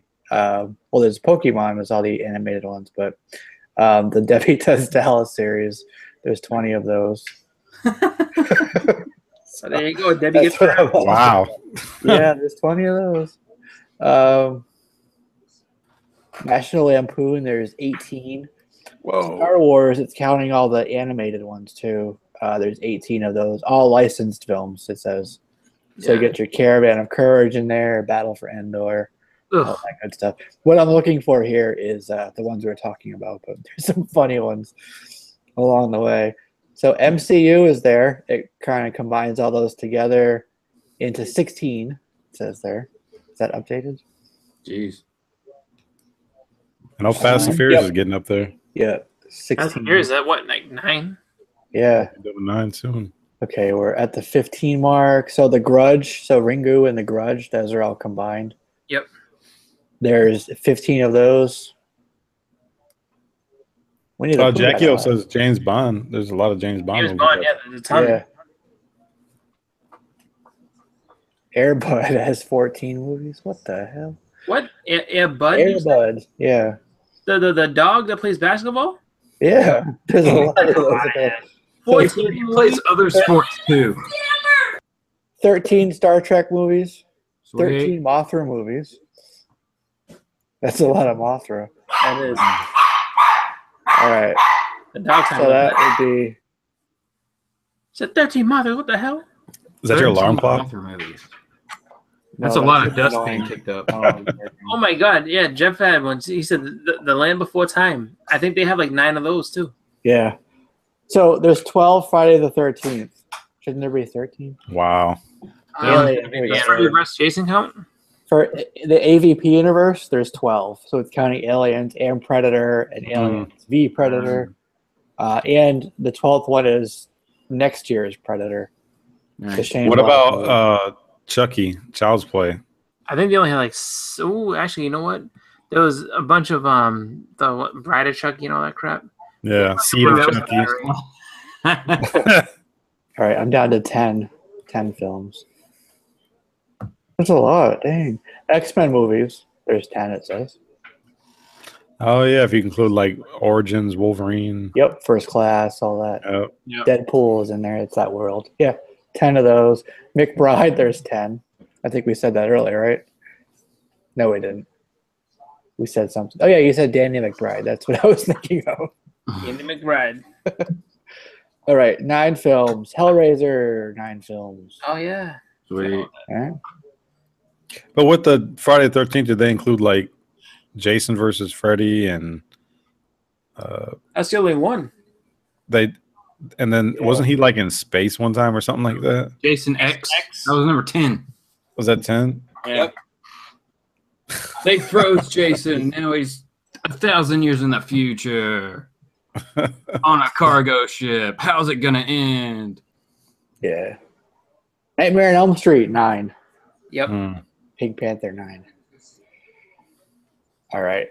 So we're getting up to like 8. That's not as impressive, so I'll stop looking at the list. Yeah. All right. Unless you want me to keep going. No, we're good. American Pie, there's 8. Superman's at 6, right? Or 7 if you count Batman versus Superman. Yeah. 8 Children of the Corn. Oh my god. What? Yeah. Wow. 84, and the last one was in 2011. Mm. So there you go. Oh, well. So DC Animated, it's saying, starts with 2014's Justice League, right? So the 9th one was just announced, Gotham by Gaslight. Awesome. You heard about that? Yeah. That's Yeah. I have high hopes. That was a good book. So yeah. I love all those Elseworld series. So yeah, that's something DC Animation could just play with, like every year, release a different, do their normal whatever they're pushing, but they could just throw out an Elseworld animated movie whenever. Yeah, I really want to see that Red Sun one when it comes out. That will be great. Yeah. What was the one where Superman was old and he had like a white beard? Oh, that was And I think he had just like short sleeves on or something. he had to fight. I remember he had to fight. They basically made reanimated Batman through his bones or something like that, like through his skeleton, and made like some type of like super brainwashed Batman type deal. I remember that one. He's got like this big gun. And he's got this like big like beard and he's long hair. I remember that one. My friend had it. I forget what it's called though. Cool stuff. I'm gonna get. We're gonna talk about that a second ago. The Gotham by Gaslight. So we already touched on that.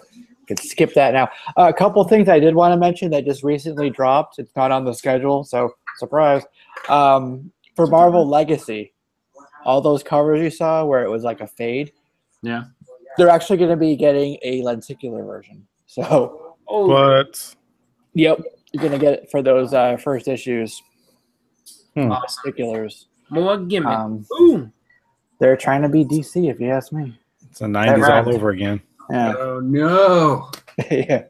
And the other thing I want to mention, did you guys read American Alien, that 7-part series? Max Landis? Yeah. So he's doing another one. Oh, cool. Yeah. So he's doing kind of building out that world. It's called Superman, Agent of Batman. Ooh. He's been kind of teasing it for a while now. Check out Max Landis' Twitter. That's where he has all the teasers for it. Cool. His image book Green Valley, I think, just wrapped up. It was good too. Yeah, I like his stuff. Not a huge fan of Max Landis himself, Right. but I like his work. Yeah. That makes sense. Yeah. Yep. All right. So we were talking about Spider-Man earlier. Jon Watts, the director, was saying that it would be cool to have Morbius and Blade show up at some point in a sequel at some point. Morbius would be cool. That would be cool. Blade would be kind of tough. Blade would be tough. But do you bring back Wesley Snipes? No. I think you should. Oh, do what, to have an old decrepit? Hey, let me tell you something about Blade and vampires. Like, no. You get a young guy. Like, when I was your age, it was Tobey Maguire playing this guy. It's just like, no, I think that Blade would be kind of cool. I just think that you have to really, I mean, I guess if by the next movie, Spider-Man is supposed, or Peter Parker is supposed to be like more adult, then it could pull it off. But like, you can't have Blade in the same movie with, the wisecracking, happy, Peter Parker. He's got to have, grown and become more serious because Blade is extremely serious. Yeah. Blade has no sense of humor. Jared said, isn't he in jail? He got out of jail for Yeah. tax evasion. That was right. And actually, I think it was Expendables. Was he in part 3? They made a joke about Something it. like that. Yeah. Yeah. So he's out now. Yeah. He's out on the streets. Well, I agree with NLC. He needs to at least make a cameo or something. If they go with a younger, different Blade, Yeah. make a Blade Jr. something. I don't know. There's probably a market for it, but Interesting. Yeah. I don't see that there's any need for Blade right now. No. Yeah. I'd rather see Blade in like you know, in a Netflix. series having to do with like you know, horror or something like that. Like that makes more sense. Like I if want you, like a Netflix Spirits of Vengeance type of thing, like Ghost Yeah. Rider, Blade, like Yeah, that would be cool. that'd be good. Throw Moon Knight in there, maybe. Yeah, I would rather, if they're gonna use somebody, I'd rather they use Moon Knight over Blade at this point. We've gotten Blade. Let's see what you can do with Moon Knight. And if they do the, what was it called? Maximum Carnage, right? Moon Knight was big on, like each side had like their big whole crew they were rolling with. Spidey had Moon Knight with him. yeah, Moon Knight, Cloak and Dagger. Yeah. I think Black Cat and Even Captain America was in that. yeah. Yeah, like everybody was in that. That's what I'm saying. Yeah. Like, you know, Maximum Carnage would be a good story. It's just, you know, you got to get a lot of characters in there though. Yeah. Mm-hmm. That would be like the That Civil would be War like for the Infinity War of Sony. Spider-Man. Yep. Yeah. Cloak You and had, Daggers. you had Venom, Carnage, Hobgoblin, Demogoblin, Carrion, Shriek. Shriek. I don't know. Probably plenty of others. But yeah. A lot of people in that. Yep. So the next thing, Dave Filoni, you know who that is? Nope. Yeah, I talked to him last week. Yeah, okay. So he's tied to the he's the EP for Rebels, Star Wars Rebels. All right. He heads up Lucasfilm's animation. He was just saying recently, because a lot of people were wondering what happened to Ahsoka in the series, and apparently there was a scene that wasn't ever done as part of the series where he met this kind of like ageless, almost immortal Jedi who's not dark or light. He's kind of like right in the middle. The Bendu is what he's called. And she actually, like in the series, there was a scene where somebody else met Bendu. But apparently she met Bendu before him. And you know who I'm talking about. It was Ezra, I think. No, it was Kanan. That was Kanan. Sorry. So basically, she was talking with him about the future. And like when you meet someone, it's kind of a science thing. It's pretty interesting where like if you even like view something, like it alters the outcome of it, right? So that was kind of what she was talking about with him.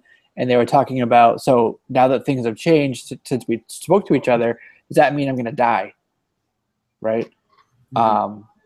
So he's like, will you? And then he said like, kind of like a little bit, what's the word I'm looking for? Oh, I don't know, cryptically. There we go. He says, will you? I didn't know that. And then he just says goodbye and leaves. But it kind of is a little bit of an extra aspect to her character that we didn't know about before. So she's talking about death, and he's like, well, I don't know. You know, I can see the future, but I didn't know about you dying, so will you? But he presented it as a question. So pretty interesting if you're a fan of that show, that whole scene. Yeah, I got to get into it. Like, yeah. I've missed a bunch of it, so I got to get into it. But, I mean, if she's going to go, which would be, you know, it would suck in a way just because, you know, she's one of the few, I guess, extended universe that became, you know, canon. That's a pretty cool character, and it's just, you know, it makes sense, though, if she does that, because you don't see her in anything past Rebels and everything like that. So, I mean, does Vader hunt her down is a question. You know, or does she try to confront Vader and die in that way? I don't know. But yeah, I think that you know, I think it makes sense that she died because I mean, you know, how would Yoda, you know, all that Yoda and Obi-Wan not know that she's still around in some way, shape, or form? You know? Yeah. Yeah, exactly. But yeah, I think that was like going into the character, or you know, going into those series. Any Jedi you see, you know they're gonna die. You know. Pretty much. So that shouldn't be a big surprise or shock to anybody. Exactly. And speaking of that, there was another new Jedi. I think it was in Darth Vader, the newest volume, issue 3.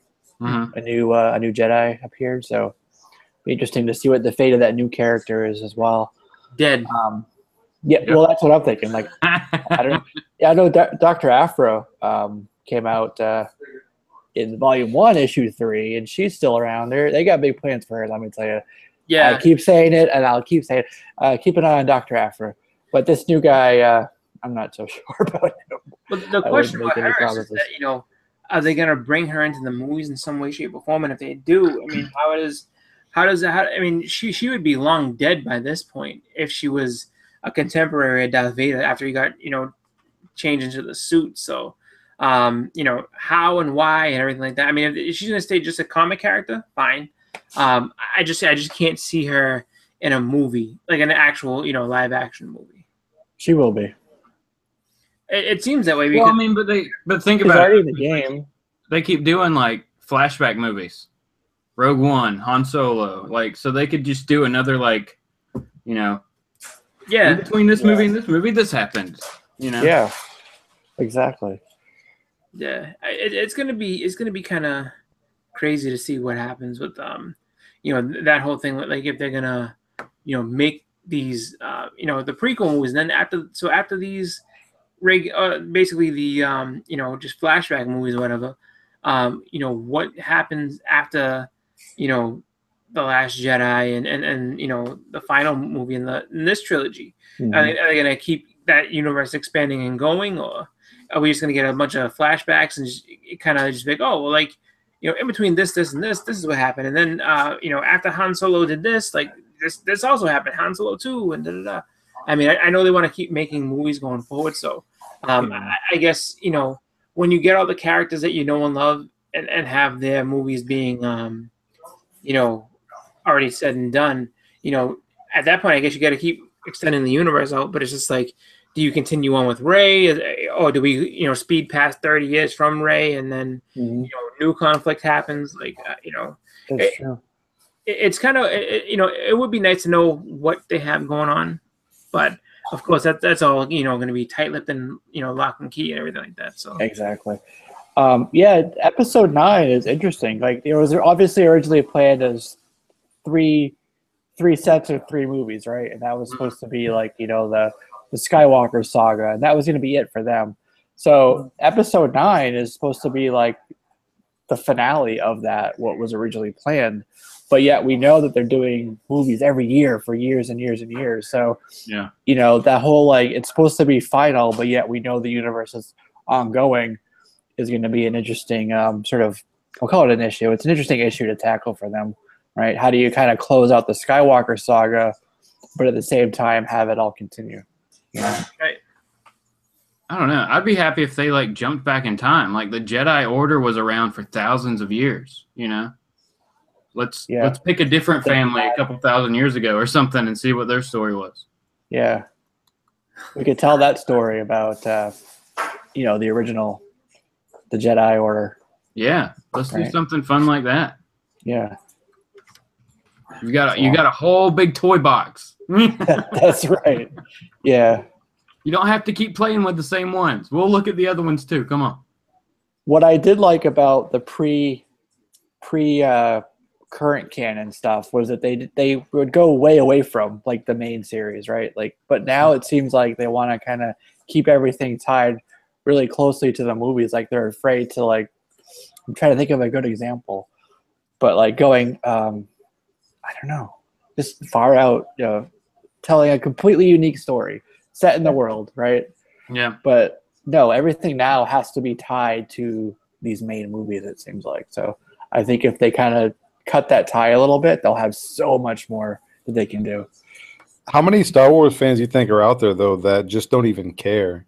With all the books and the comic books that came out, like they're like, that's kind of a weird way to say it. Like, so meaning no, like the movies might be considered canon in Disney's eyes, but I mean, how much material do we have over the past 20 years in Dark Horse comics and books and stuff like that? There was a lot of people who were upset about it just because when you look at the extended universe, it's just like, okay, so you have you know, just continuing on with the Skywalkers as far as their lives and the solos and everything. It's just like it wasn't just one solo. Like he's got I think a twin brother. No, he's got a twin brother and sister, kind of like Luke and Leia were. So like there's a lot more to it, and you know, people were pissed at that, and then like they were mad at the fact that all of Dark Horse is gone because of I think the first one that people really wanted was Shadow of the Empire, and like Dark Empire, and because those were good. Those were like, good. Those are good stories. I mean, and I think Shadow of the Empire at one point or another, they had thought about making it a movie. I know it was a video game, and it was a successful video game. So it gets tough with that because they just be like, there's a lot of stories that people gravitated towards, and they kind of just took it all away from you and said, nope, everything from this point on is going to be like this. So because they don't own those, they can't make money off of those stories. Well, look at Thrawn. They pulled him over from the non-canon stuff. So it's not to say that it's impossible for them to kind of pull from that, It's not. They just, I guess this was probably one of those things where instead of trying to explain, or at least in terms of getting a new story out there and not having to go back and be like, okay, so we have all this history that we got to, put out there, and, like it's going to be, because if you look at, I want to say Star Wars, the books itself that continued on from that point, I think they were up to like something like 50 volumes of the book. So it's just like, all right, so we have the next 50 parts of this movie going. It's just like, no way. Like, look, we're going to condense all that shit and just say, look, all that doesn't matter. This is what you have to look at, and then go from there. Just maybe for their own sake to tell their own story, I guess. But yeah, Shadow of the Empire was a good game, though. I like that one. Yeah, I just had to ask because it was just a rumor out there that Disney was going to possibly take a little bit from various source materials and like Dark Horse and some of the books and stuff. What's funny with for some of their movies and stuff. So that's why I just brought it up. Yeah, what's funny with that is everybody who so the people that collected those books for years and years and years and years after they got told non-canon, they've been dumping those books like crazy. Like if you didn't have those and you want to like get a big chunk of those, you can go on eBay and get them for very cheap at this point. Yeah. I think even local shops, I think they're like dollar bin material now at this point. So it's just like, it's definitely something where, if you're that adventurous and you really want to know those stories, you just kind of go and, pick those books up. But if that's a shame too, because there's so much good stuff there. Oh yeah, you're talking. That was Star Wars when Lucas refused to make new movies because he just figured I can just re-release and remaster and re-release and remaster. That was people's Star Wars. Like that was basically their movies. And then while everything was rumored, there's gonna be a live action. And those video games too. Everybody's talking about the Old Republic. That I know is a real popular game. Oh, the Old Republic was awesome. The first one and the second one. I love the first one. The first one I think had a deeper story. But but those are great games. And the thing was just, that's all you had to hold on to because this guy would not make movies. Like he was smart. He knew. He knew what really nobody wanted to admit, which was I can make way more money just re-releasing the same thing over and over again because you guys keep buying it.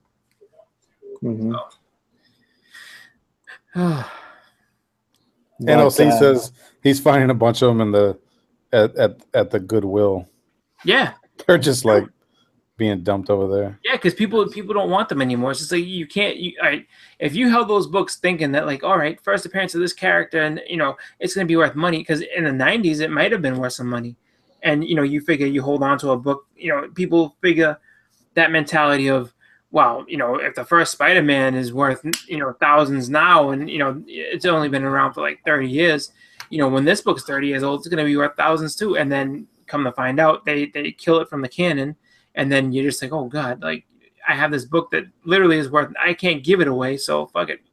I'll give it to the Goodwill. You guys can pick them up, and over there, they'll give you $5 for $1 or something like that. So ultimately it's up to these folks here.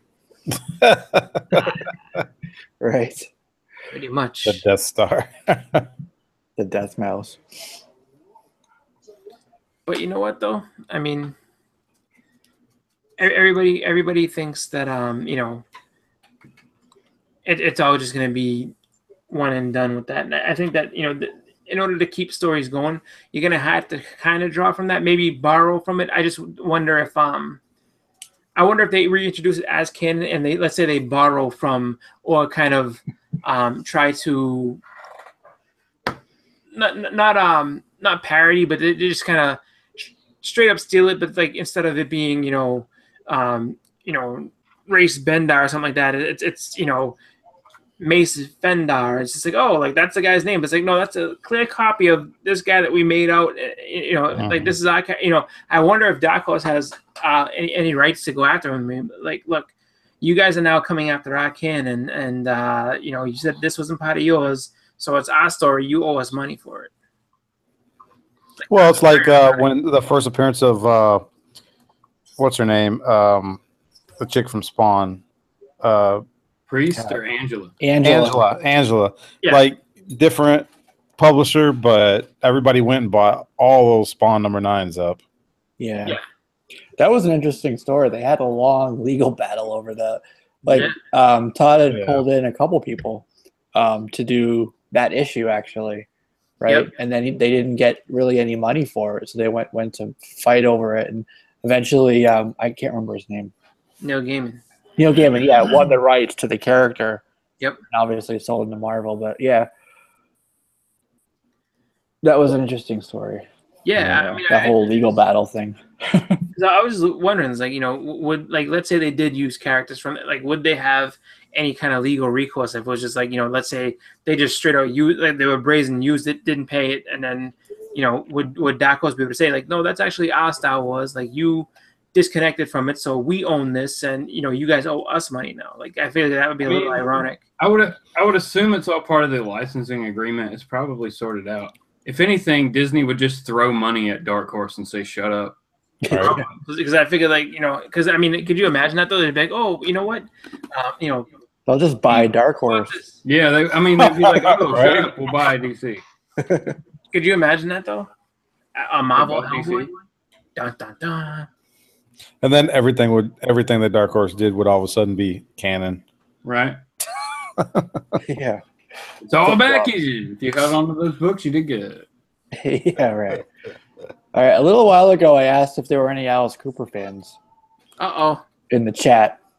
So, first person to say yes, I'm gonna mail them this book here. This is Alice Cooper. Welcome to my nightmare. Welcome to my nightmare. Ooh. This is from some year, some point. Where's Maki in all this? I know Maki's a fan. I know, he's the first person I thought of too. NLC got it.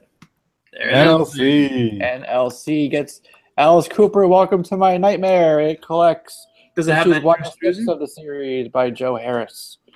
Does it have Drew Struzan's art for the cover? This is David Mack artwork. Yeah, for the actual album cover, it was Drew Struzan that did it. Like, so when he has a tuxedo on the top hat, Drew Struzan. Let me see. It has all the stuff in the back. Maki must have been getting a drink of water or something. He's like, yes, damn. It's cool. Great artwork in here too. You'll like it when you get this. But look at that. There you go. Right, cool. So yeah, hit me up in the messages, and I'll get this book out to you. I feel like he was a Prince of Darkness before Ozzy was. Yeah, this is a cool book. Too. He I want to say he hosts a radio show. My mother listens to it on the weekends. I think it's called like Nocturnal Emissions with Alice Cooper, and he just like when you hear him talking in his regular voice, he's just like, yeah. So he's so articulate and everything. It's just really funny. But it's just like, yeah, this is the guy that talks about bugs and death and this and that. Like, that's him. That's the guy.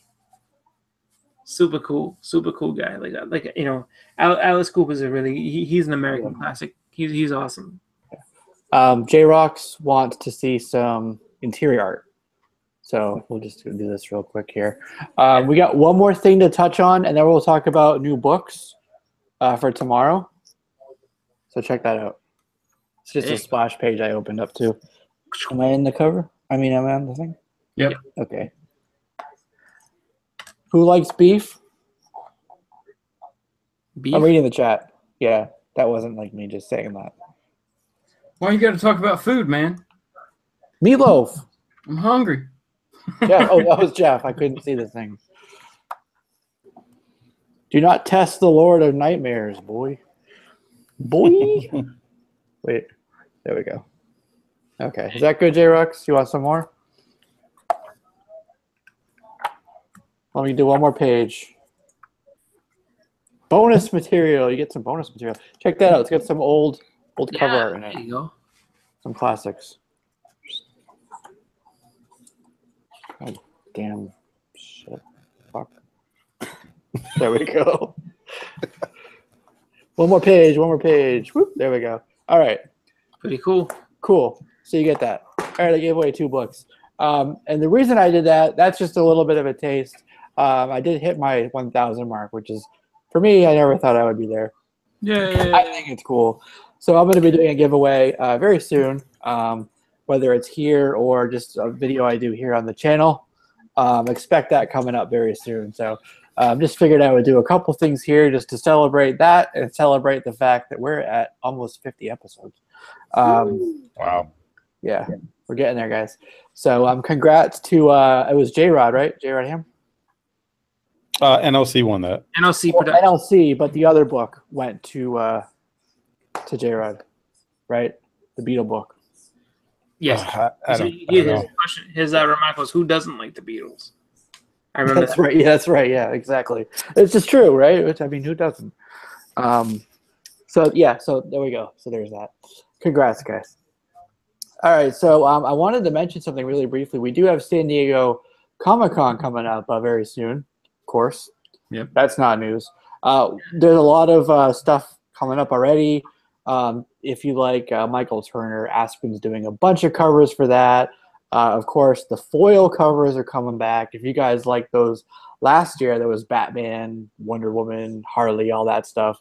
They're doing those again. There's a bunch of them. One of them is Dark Knight 3. They got Wonder Woman with Gal Gadot on it. Nice. As a foil cover, some things like that. Really cool looking covers.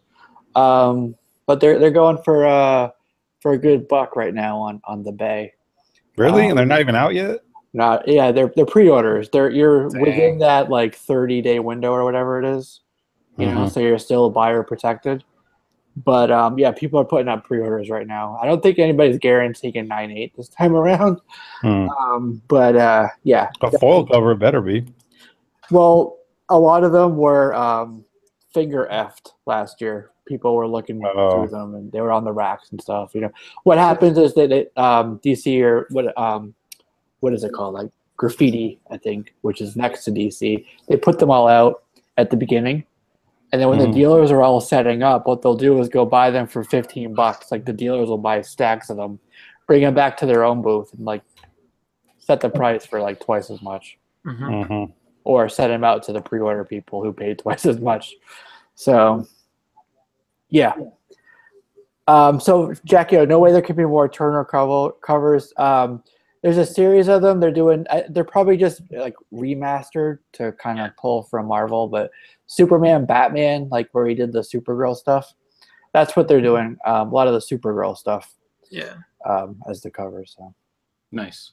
Yeah, actually, it's funny too. You mentioned that, not like a Tupac album they found in somebody's attic. You know what I mean? It's just redone. It's funny that you mentioned Comic-Con San Diego. One vendor that will not be there, that's I guess been a mainstay for the last 40 plus years, is Mile High. They decided that they're gonna pull out because the tables are too expensive, and you know, it's just not worth it for them, and all the rest of it. And I guess foot traffic to their booth is just not as abundant as it was in past years, and all the rest. Maybe because their prices are ridiculous. Yeah, Exactly. $10 for a dollar book. I'm gonna pass by there too. Well, that's what I was gonna say. Like, you know, I think that a lot of that is self-inflicted. You know, Oh yeah. if you check them out, their prices are very high, and Mile also high. Oh, the other thing is if you go, you know, if you go to one of their stupid website, if you go to the website, literally, I think it's a website that you know, back in 1994, this thing was the shit. Like, oh my god, look at this website. It's ridiculous. They haven't updated it. Like, if you want to look for a book, it frustrates you. I can't tell you how many times I've seen 50% off sale. Shit, let me go. And all of a sudden you start looking for something and you can't touch it. Like, you can't find it.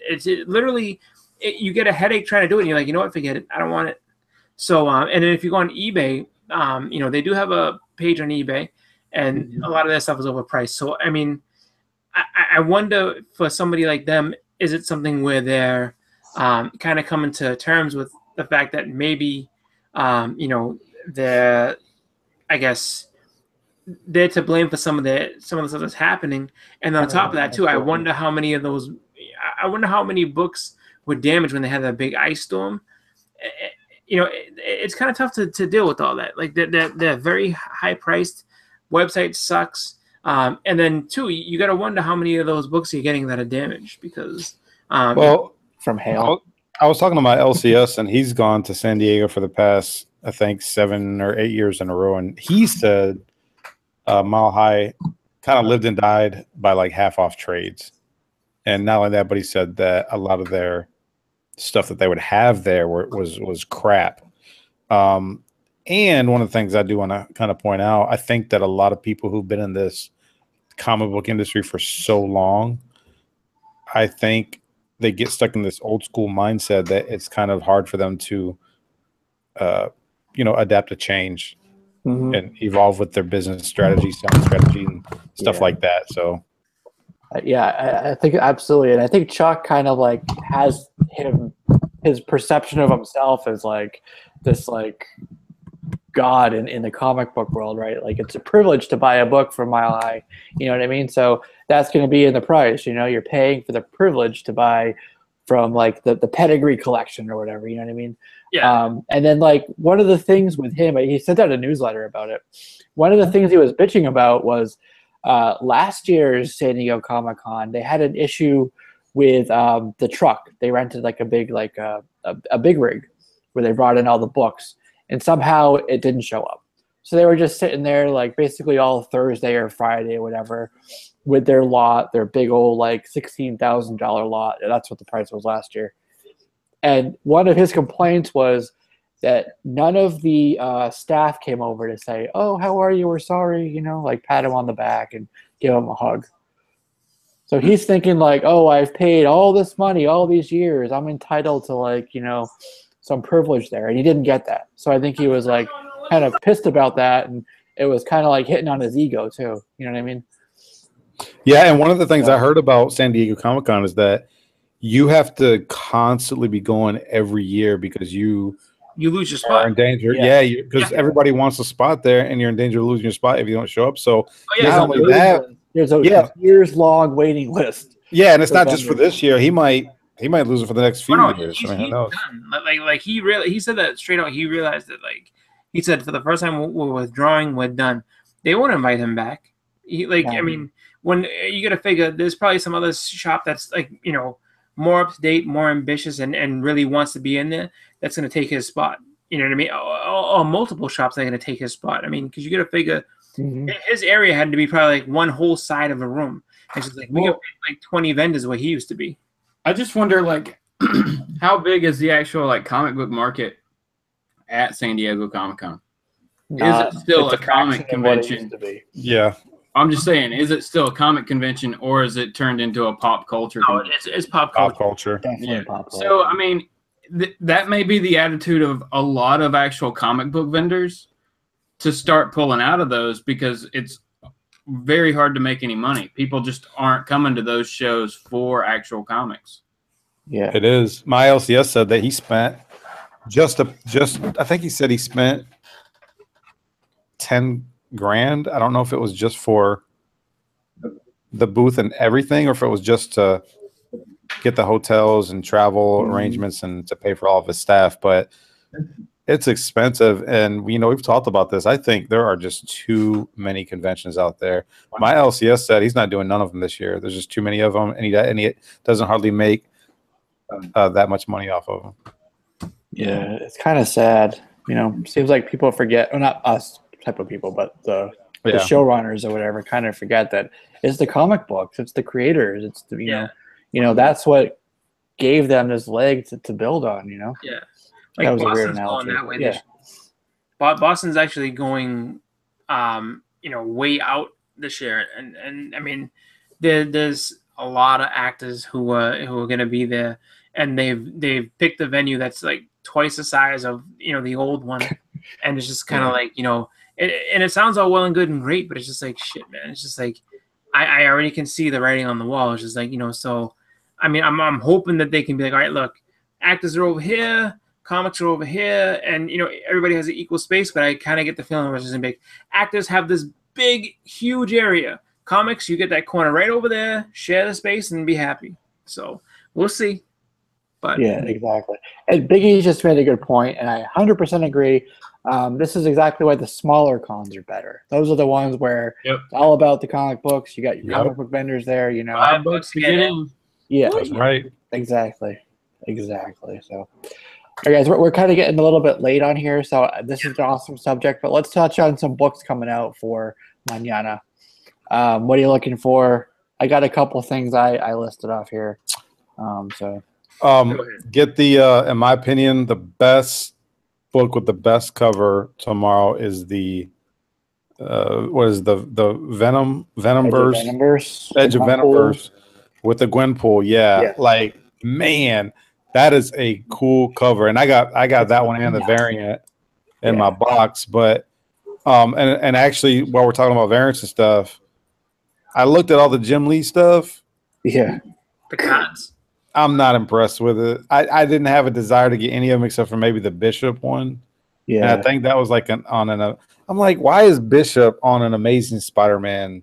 Yeah, it just didn't make any sense to me. So I didn't get any of the Jim Lee variants. Yeah, I think of those, the only one that might be more than cover price at some point is the Deadpool one. Mm-hmm. Right. No, the Domino. I got that last week. The Domino. Yeah. Yeah, I do like the Venomverse ones. I got both of the covers, the Matina and the Ron Lim, for like the Marvel solicited ones. Yeah. Mm-hmm. But I'm reading Black Eyed Kids. It's up to issue 13. That's coming out tomorrow. That's an Aftershock book. Horror type of story, really good. And we had the writer on the show. Joe Pruitt. Right, exactly. Cool guy, very nice guy. Also, Lola XOXO. Have you ever read that? Volume 2 is coming out. First issue for Volume 2. That's an Aspen book. Saya is doing that one. That's very like futuristic, like post-apocalyptic, sort of like a frontier, futuristic, cool story. I missed the first volume, but I'm gonna pick this one up. Yeah. Definitely check it out. At least give the first issue a shot and see what you like. But if you like that genre, I think you'll really like this. Especially the artwork is phenomenal there. Yeah. A book that is going to have a massive, actually 2 books that are going to have a massive print run, but they do look cool, and I think we'll all be getting them, would be the casting. Yep. Right? There's 3 covers again for that, just like the Forge. Also, Spider-Man 2 is coming out. That's going to have a very large print run as well, but I think I saw like 3 or 4 covers of that. Yeah. What was the other book I was thinking of? I'm not getting that, by the way. I mean, I just no. I just started a new, what was that, Peter Parker Spectacular Spider-Man. I'm like, I don't need that. There's so many, and it's going to end in a month or 2 anyways, right? I mean, it's only a 5-part. Yeah. I don't know. I may pick up the Spider-Man 2 just because I read the premise of it and it sounds pretty cool. That's what I was thinking. Yeah, I might give it a shot and see. And maybe I move it to digital after that. No. I was a definite no on the book before I read what it was about. Yeah. You ever heard of Bliss on Tap Publishing? No. They're putting out a zombie horror book based on a South Korean movie called Train to Busan. Came out a while back. It's called Train 8. I don't know if you set the solicit for that. Train 8 Zombie Express. So basically these people are trapped on a train with zombies. And basically it killed some people. Right, exactly. So what they have to decide is, do we stop the train, save ourselves, and let the zombies out where everybody gets killed, like because the zombies will be free? Or do we keep the zombies stuck on the train with the doors closed, save everybody else, and we get killed? That makes no damn sense. So that was the movie. Stop the train. I stop the train. I get the hell out and be like, all right, hit it again. Let it travel on. Whatever happens, happens. Yeah, it's a cool movie. Definitely check it out, though. I mean, if you like zombies and zombie apocalypse and that type of stuff, you'll really like this one. Cool. But because of that, because I like that, I'm going to be checking out this book tomorrow. Very cool. What's that title again? Train 8, the number 8. Who's that come out? Who publishes that? What did I say? Bliss on Tap. Okay. Bliss on Tap. So that's gonna be a low print run, I'm sure. Yeah, definitely. Probably I'm a hard sure book to get. if your shop ordered it, it'll be like 2 copies they got, maybe. Okay. You know what I mean? Yeah. So there's that one. Black Mask, you guys still on the Black Mask wagon? Calexit is coming out. Issue number 1 for that. Seems interesting. Yeah, I don't know. So take it or leave it. Yeah. Black Mask had a lot of issues with delays and stuff, so I mean that kind of killed the momentum of a lot of the titles I was reading, but I might check out the issue 1 at least. Very cool. Yeah. What am I gonna get? I'm gonna get Youngblood number 3, man, because that's so cool. Yes. Wow. A recent Rob Liefeld title that actually went past issue 1. Hey, this story is actually pretty good because they're making fun of themselves. Oh, nice. Like they're not taking the characters aren't even taking it that seriously.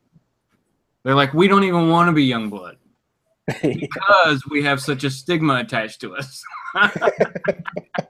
Be Old Blood, right? It's pretty good though. It's a fun take on it. I'll say that. Let me ask you this: is the writing better than the Youngblood from the '90s? Oh yeah. Okay. Well, yeah. Let me ask you this. That's what I had a hard Actually time has getting character through. development. Is there Okay. feet? Yes. Okay. Yes. We have feet, folks. Rob Liefeld is only doing variant covers for this book. Oh, okay. Not interior pages. Oh. All right. Yeah, I'm reading Detective still. That's up to 9. Well, not still, but it's a damn good story. So Yeah. that's coming Detective out. Comics. Yeah. Yeah. You know what? What is that? Issue 980 comes out, 960. Detective is 960. or is it Action 960? is 983. Action is 9 up at the 9. Okay. Yeah. I'm glad you said that, Jesse, because I'm a big fan of Azrael, and I think I'm going to get back into Detective again because I was into it when it rebooted, and I'm I just want to be a part of that whole on my way to issue 1000. Yeah. So yeah. Big fan of Azrael. Yeah. That's I haven't heard too many people say that. The Order of Saint Dumas. Not like a big fan, but come on. If you went through the 90s, the Breaking of the Bat, Yeah. Batman number 500, y'all know what I'm Yeah. talking about. Oh, I know. And here's the thing that you need to realize with Azrael. So they made a character that was so terrible on purpose that they had to go begging for Batman to come back. Can you heal us back and put him back in there? Because this guy sucks. Oh, That's fun. You know, they gave us what we wanted. yeah. And then like, we decided we didn't want that. you guys always wanted Batman, He didn't was like you? the, Not this. he was like the No, Punisher. Chris, of that Batman. was the 90s. That was everything. They were losing sales to everybody else who had gone extreme with their characters. Yeah. So they had to do an extreme Batman, you know? And then Yeah. Batman said, "What?" They had to destroy Batman and kill off Superman. It's funny you mentioned that whole thing because I think it's Red Hood and the Outlaws. Yeah. They're doing the I saw that. Superman cover, but also the Breaking of the Bat cover. Yep. So, yeah. That's The been a S is solid book, backwards. man. That comes out tomorrow. Everybody should be picking up Red Hood and the Outlaws. Death of Bizarro, I guess it is, right? Mm-hmm. Or The something. Dark Trinity, man. Yeah. Yeah. So, yeah, that'll be cool. J-Rock said his Bloodstrike back. Not There was yet. an issue for that. There was one a Bloodstrike- couple years back. No, it came out it was like last summer or something. Issue 1 and issue 2 came out, and then they Yeah, stopped. And then that's it. And it was horrible. It was like that. I picked up the first issue, just, nostalgia. Picking it up, wanting to take a look. It was really bad. That's right. Yeah. Really, really bad. Yeah. Gomez says it's as real as you can get, Buckshot. Yeah, Marky also said Hal Jordan went crazy also in the 90s. I remember That's right. that. Jordan got mad. He tried to extinguish the sun. Talk about I thought he relit the sun.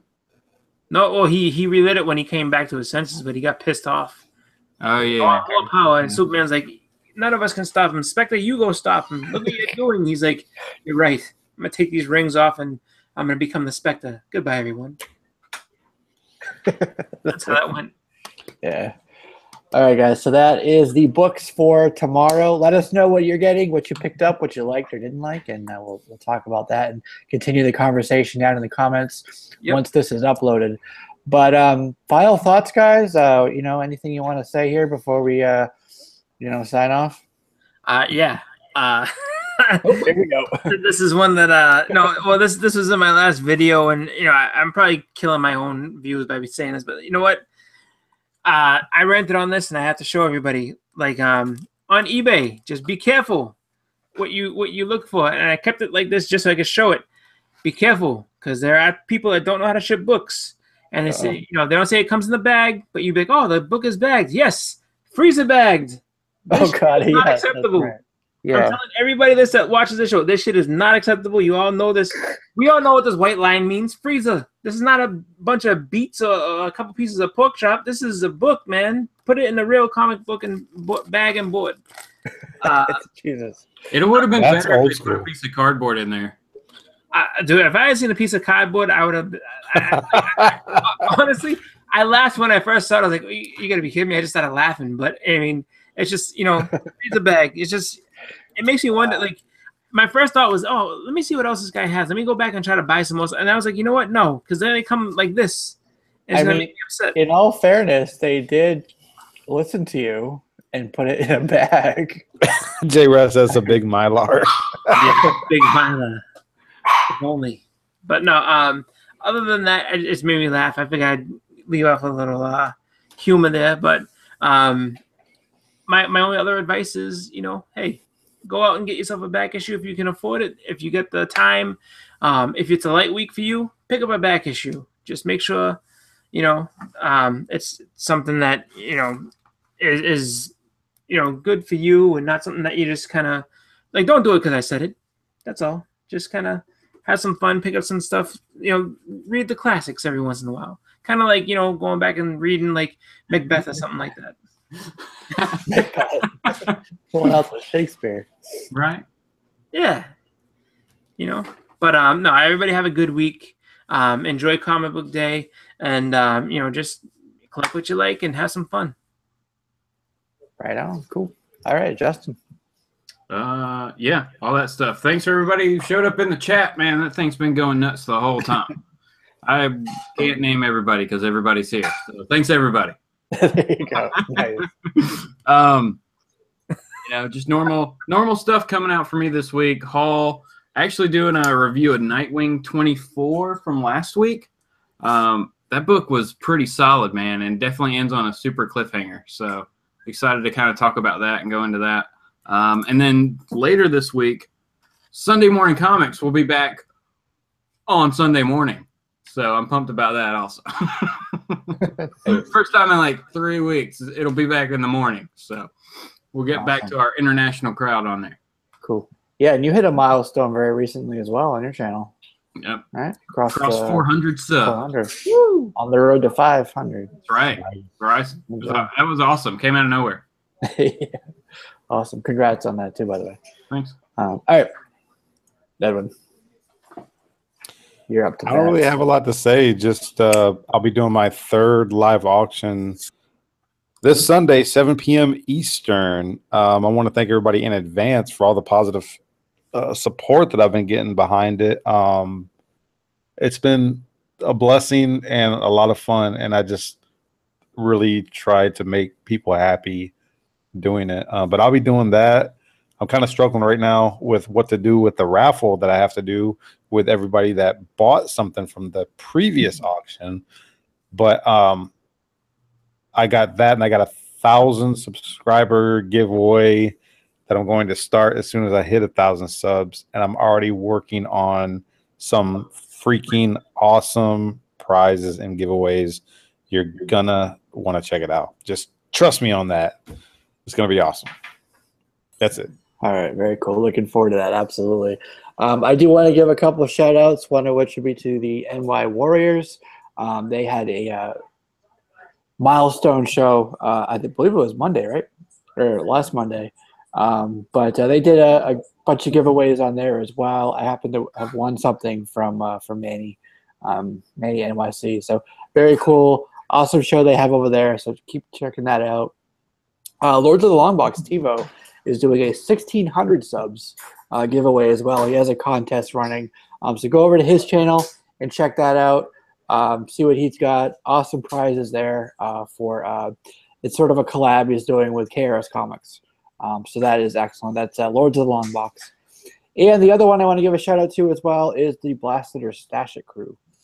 They do a Friday show, and they as well are doing a contest where you have to draw them as superheroes, develop their power set, and a bunch of other cool things. So it's a very creative, driven thing. You don't have to show books, but you do have to like draw, and you don't have to be talented. You just have to have fun with it. So that's cool. So shout out to them.